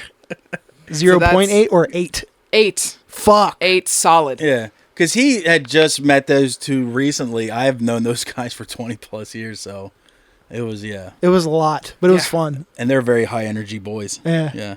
Yeah. You brought me... Oh, yeah, I brought you stuff. A band called Sanitizers, and the album is called Sanitizers, so it's a very clean name. Perel. Yeah, it's up. I was right. The intro sounds like Sonic Youth fell down the stairs, but when the shit started cooking, it was a ripper of a punk demo. Pretty sure I could draw this album art too, so that makes it cool. Another 5 out of 10. It was good. Good solid listen for like all 10 minutes that it was on. Yeah. And yeah, I liked it. I enjoyed it. But it's a starting point for didn't that really, band, I think. It didn't really stick with me though. But it was pretty solid. But the intro, I was like, what the fuck? And then finally the music, and I was like, oh, okay, there they are. I love that dirty punk shit. I do too. So, yeah. I know you do. And you also gave me Jeff Dye's special on the Helium YouTube called How I See It. Now, I just seen this guy on podcasts and shit, and thank you for finding a special that I could actually watch his. All he wrote was my favorite line of the entire special was, I don't know anything. I don't even understand Terminator 2. For some reason, that, I don't know if it was the edibles, but it caught me, and I was just fucking losing my shit. But I did spend like a good portion of the special trying to figure out where the fuck he was from. Oh, that's a great. I don't know. Because you know how like you I still don't know. When you hear yourself speak, you don't hear an accent, right? But everybody else will hear an accent of some sort. I heard it a lot when I traveled. I don't think of it. Every time I hear other people, I'm like, oh, that accent's from here. He was the first person I've actually listened to talk where I'm like, that guy's from nowhere. Just like, completely ambiguous. Like, what the fuck? Like, this guy, there's like nothing. I couldn't figure, but he's from Seattle, apparently. Oh, whatever. But they don't have an accent. Yeah, it was a really good fucking special. Like, it was and fucking for some good. reason, like, I hate it. I hate overly like positive thinking people. Like, it's like I'm like for always leads to something not being funny. But he was just always like the whole time reiterating how much of a happy guy he is and how much he loves life. But he still managed to make me fucking laugh on numerous occasions. Exactly. I fucking loved it. I gave it an 8. I thought it was really good. They filmed it right at Philly Helium. Yeah, I like that Helium does those specials. I think it's a fucking great thing to do. But they got to get rid of the fucking intro and outro interviews. Because, first off, it's one thing if it's a really huge comic. Maybe people want to see it. But it's like, they kind of don't have really huge comics doing the specials on the Helium channel. And it's like, we don't need this. You tell me. How long is like the interview thing up top? About 5. Okay. 5 minutes? The one on the back ends 5 minutes. And it's basically like a minute. And it's basically just like, oh, I love when I come through Philly to play Helium. It's my favorite place to play when I come through Philly. And he just kind of says it over and over and over again. And it's like, all right, that's enough. Yeah, great. Though, you tell me Randy Feltface isn't a big name? I was just going to bring that motherfucker up, dude. I let that motherfucker say whatever the hell he wants. Because he's Randy Feltface. Shut up. That's what as a Philly comic, that's what you should fucking hope for. Next time he comes through Philly. If you get the feature for Randy Feltface. Holy shit. My favorite Australian puppet. So good, dude. Definitely top of the list for sure. I did watch the shit out of all his specials. I watched all his specials on my television and on my phone and kept taking screen grabs and just sending them over to Tom. So it's just like 30,000 pictures of Randy Feltface on my phone at one point. Wearing little kid sweaters and shit. Or dressed like a monk. I'm like, oh, I think at one point in time, I had about 20 pictures of Randy Feltface on my phone. I remember. Yeah. I saw all of them. Yeah, it was so lot. Good. Are you familiar with Randy Feltface? No, but I really wanted you to say on your wall instead of on your phone. That would have been fucking great. Let's give him a printer. That can happen. He is a puppet comic. And he's purple. Already intrigued. He's purple. Sure. And he's Australian. He's like huge in like the Helium like circuit. Yes. Oh my god. He's got about, I'd say, 7 specials.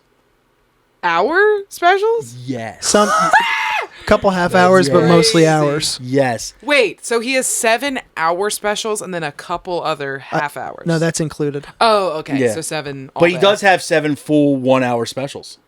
I don't know. What? Yeah, he does. Fuck? I didn't. The shortest one I watched was maybe 50 minutes. Wow. I mean, this motherfucker does crowd work. All right, you see the little like fucking like fake stage like thing where the guy's hiding behind? How is that fucking guy hiding behind a fucking table and still being able to see people to do crowd work with them. Camera pointed out. GoPro. Talent, dude. GoPro. Talent, dude. I mean, he's Is that a GoPro? It is. Oh my god. Dude. After this podcast, we're gonna go surfing. Dude. Fucking Randy was like Skydiving. fucking. Yeah. He's making like city specific references and shit to the crowd. He's vibing with them. Like, dude, this That's guy's fucking fucking crazy. sick, dude. Wow. Yeah, This inanimate object or Yeah. animated object is killing it's true, us. dude. Shout out to They're Randy taking our Coface. jobs. But, yeah, they took our gerbs. But yeah, but most of those healing specials are good. But I can just do without the fucking interviews Well, and shit. they needed a thing, I guess. Yeah, it's true. Yeah. And I appreciate them just doing it for comedians that aren't huge. As long as that club exists, as far as I'm concerned, Yeah. they can do whatever they It's want. true. I love being able to go I there. like that place. Yeah. I'll get into what you assigned me then. Okay. I want to bounce right off of comedy and go to comedy. Okay. You gave me Sean McLaughlin's So Be It. Mm-hmm. Hilarious intro. The announcer called him Sean McLaughlin, which I thought was just Yeah. cute and funny. He was able to make very British, very local references funny to me, an American. The Google premise was incredible. Canadians being the same as Americans joke made me cackle out loud. And I also hate taking my bins out on Sundays. I was like, wow, so true. And I was laughing a fuck ton, like the first half. The second half, a little bit less, but you can kind of feel his energy shift like towards the latter side because maybe he gets like tired or something. But I still gave it a fucking 8. I thought it was awesome. Do you think I laughed a lot. Do you think it's weird that he does like the special in a full suit and he's like only like 30 something? No. That's weird to me when I see like a dude that's like 30 something or younger doing like the suit stand up. Maybe he figured he had to do it once. I don't know. Maybe he's just more comfortable in like a uniform. Like, this is my stand-up uniform. Fair enough. Like Steve Byrne or something. Sometimes putting on an outfit to do stand-up is a fucking nightmare. Yeah, especially like a suit. Horrible. I At guess least with a suit, Yeah. if you wear it every time you do stand-up, you don't have to think about it. You're like, well, I'm just gonna wear my suit. just gonna put my True, suit on. true. Yeah. Have you ever? Or if you were to put on purple felt. And have someone operate you Yeah. by asshole. Yeah. Damn. Have you ever played a set in any kind of dress up? No. Oh, good for you. Do you try to wear the same thing? Or do you mimic off of certain outfit patterns? He has a uniform too. I have, dude. I'm a fat man. Black t-shirts and jeans And That's flannel. it. Oh yeah, flannel. Layers, always layers. Uniform. Yeah. So yeah, I guess it is a uniform. Tell you, yeah. I don't think I've owned a white t-shirt in years. Yeah. Too risky. Yeah. I mean, look at me. You know how much sauce would be in that thing? I get it. It'd be nice and white once. And then it'd be nothing but various gravies. It's going to be the title of my special. Various That's a gravies. good Various fucking gravies. title, That's actually. really good. Various gravies. Yeah. But yeah, Burping into the mic. that's fine. That's not great. No worries. Oh well. Let's And- blame it on Tom. Sure. Musically, you assigned me Plutocracy, Sniping Pigs. Found it on YouTube. 2 intros, too many. Sounds like absolute chaos, but not in a way I dislike. It's okay. The recording makes it sound like it's from a live show between songs, which really threw me off. And it's not audible enough to understand and not good enough for me to give it a pass on that. I give it a 5.5. Wow, a half. So not a 6, but not a 5 either. Oh, you mean just like I will give you 6, but nah, dude. Again, it it away wasn't from- like it wasn't good enough to excuse how bad it sounded. Fair enough. It was fun. I liked it, but I didn't love it. Hey, you don't have to justify it to me. Your opinion is your opinion, and I respect it. That's right. Hearts all around. That's right, dude. Mutual respect. Yes. You're still a bag of shit, but you know, not for that reason. Yes.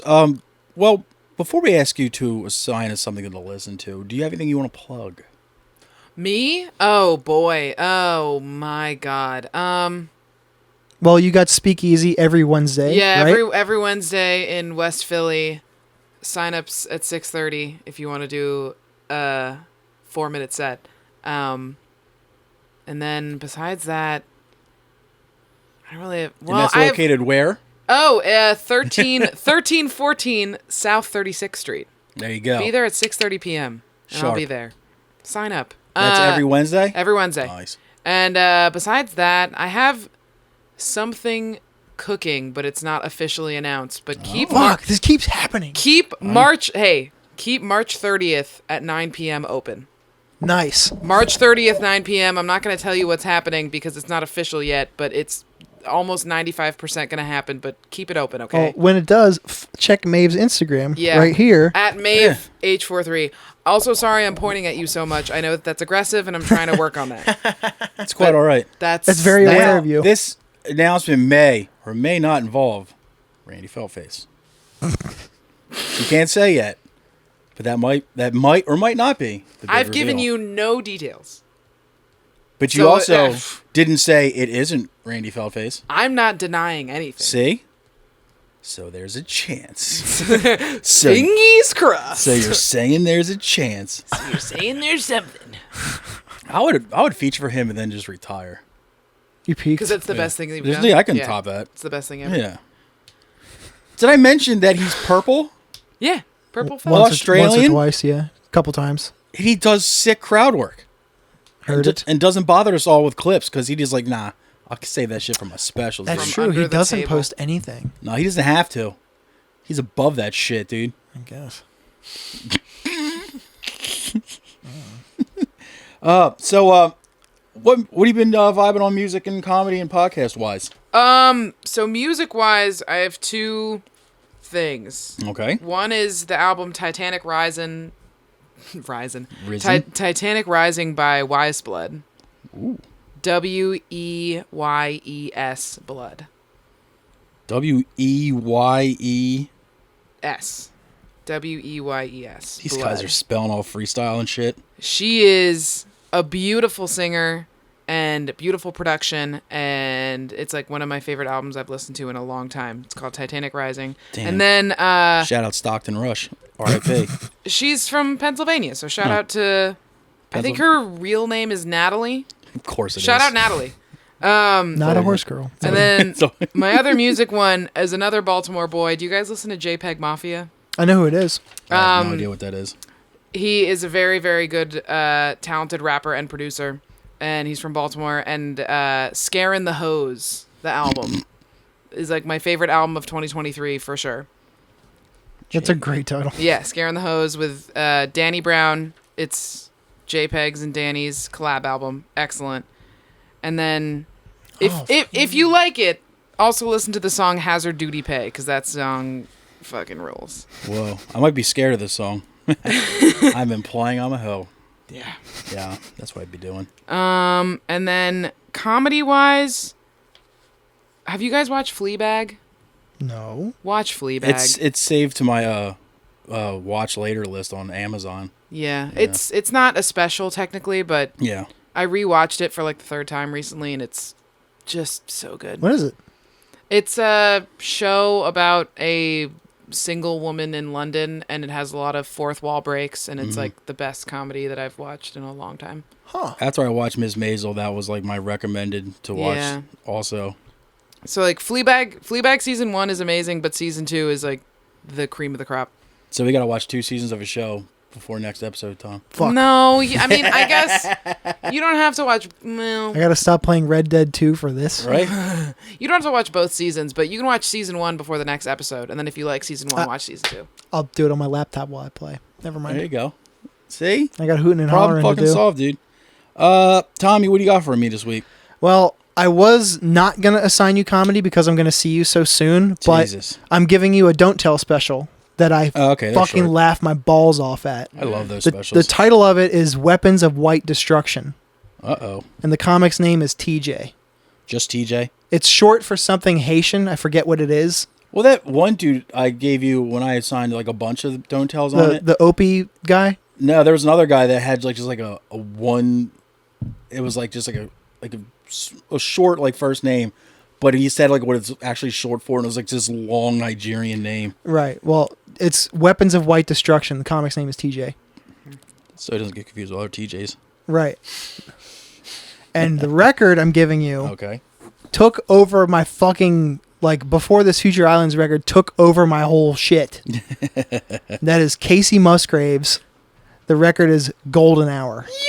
this? Okay, we talked about this in the car, and I'm so fucking psyched for you to listen to this. I don't know anything about it. Because, buckle the fuck up. Golden Hour? Yeah. Mm-hmm. Okay. You're going to be basking in the light of this golden hour, bitch. It's so fucking good. I do be basking it sometimes. Yeah, and you get ready to bask even more. I be basking. Yeah. Like Robin's over here. Call me Carol, because I'm basking. There you go. It was in my head and you took it right out. I got 2 records. Brilliant. I got 2 records for you. One's an EP and one's a full length. Perf. You got your little I handy do. dandy thing there.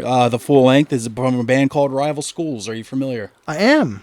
The album is a record that kind of went under the radar called Pedals. Petals? Pedals. Oh, like a bike. Yes. And the EP is by a band called, I say band in quotations because actually it's just one guy. It's called Pedro the Lion. Ah. You familiar? Mm-hmm. And the EP is called Progress. You want to talk about some vein opening music? Oh boy. Oh boy. Oh, boy. I'm into that shit sometimes. First time I listened to that shit, I wanted to fucking just draw a hot bath and just fucking get a nice fucking letter open around and just take care of Train business. tracks? Oh, hell yeah. Up and down to show people I'm not... up and down to show people I mean business. Efficiency is key. Yeah. We talked about this in the car too. There's a song on the Kacey record that is like that. Oh, then that's like, there it is, my cheat code. Oh, dude, when you guys listen to Titanic Rising, Devastating. that shit. I heard that you like sad girl music. You're gonna love Titanic Rising. It is primo sad girl music. One of the best. She's done it. Every Dennis. time I listen, She's amazing. Every time I listen to at work, the dude I work with is like, "Are you a lesbian?" I'm like, Yes, I am. Probably. Yeah, dude. I love Katie Probably. Lang actually. Yeah. Oh, constant craving. And dude, I have Subarus injuries are, in my house. Constant Subarus are craving. safe. Subarus are safe, dude. Like, what do you want me to Love. tell That's what makes you? Subaru And I Subaru. do, and I Highest do love, resale value? I love flannel. I have a carabiner. Fuck yeah, dude. What can Of I course say? you do. I love box. That's great. So do I. There you go. See. I have the Box on 3. Whoa. Pussy on 3. It's not gonna get better than that. Smash heart react on that box. Oh fuck. Sometimes when I'm like at work and I'm just wearing the clothes that I wear, or not even at work, just around my daily life, and I'm wearing the clothes that I like to wear, people are always like, "Maeve, you look so gay." I'm like, "Yeah." It's like you're fucking welcome. I fucking know. You're goddamn right I do. Yeah. Fuck. Yeah. Bitch. I'll steal your girl. Get all aggro about it. Get all aggro about it. Yeah, that's my cheat code. Girl, sad, guitar, nothing Yeah. else most of the time. Yeah, I'm in. That Damn. and just anything that's just growling and yelling. Those are my 2 cheat codes. Yeah. Sad ladies in a cold brewski. Mm-hmm. Find the one shotgun you have that you can get it under your chin and also get your toe in the trigger guard. So, yeah. Yeah. Making sure you get your dogs out of the room so they don't get scared. Of course, you got to think about the I little thought ones. it through, dude. I thought it through. Leave out enough food so they have enough till the cops come. Leaving a note, but attached to the wall so it doesn't get stained by the blood. Exactly. Yeah. But you also want it at least eye level or slightly above so it doesn't get unnoticed. Yeah. You're not gonna put it on the fucking ceiling and like the cops don't see it. No. Then the next person Then who moved what? in the house is like, "What the fuck is this?" If you're in the tub and you put the note on the mirror and the cops have to look in the mirror while they're looking at your suicide note. Damn, dude. Drama. Like they're looking in the mirror, but also over their shoulder to see if they can read it. And they can see you in the reflection? Yeah. Ooh. I would do that just to scar the fucking eyes of the cops that Yep. found That me. would be Therapize crazy that as hell. fuck. Did you see the fucking lumps on that guy? Like, yeah. Check out my hernia. How great. Look out for. I'm not even going to fucking write a suicide note. I'm just going to leave a note for the cops. Like, look, man, I'm sorry. I'm sorry cheesesteaks are going to be ruined for you for the rest of your life. I'm sorry you're going to have to go home and hug your kids after seeing this. But life was pretty sad Today. It's like, we don't fuck with cops here, dog. ACAB. No. Shoot yourself in front of a cop. Change the trajectory of their life. Reach for the cop's gun. Dude, that's how I do it. I'll go suicide by cop. It's guaranteed. I'll be a hero, well, dude. not really. Just start grabbing it. What are you going to do? What are you going to do, Short King? Those are all short. Yeah, We they all know are that. small. All right. We got anything else? I'm good, dude. All right. Somebody's got a train to catch. Let's get the fuck out of here. Thanks for listening. Maeve, thanks for coming down. Thanks Yes. for having me. This is a blast. And your socials are... At MaveH43 on Instagram. There you go. Follow me there. All right. Love you. I don't have a Twitter, sorry. Twitter's overrated. Tom, hit that intro music. 上一次见面忘了是什么时候，我们一起坐着闲聊着过去以后。如果能够预知将来，我一定要重走。学会珍惜时间，让失去的再次拥有。家里的地已经栽上了樱桃，孩子的孩子也已经上了学校，只是那年的地方似乎没有今天温柔。又或许那年的我太习惯等候。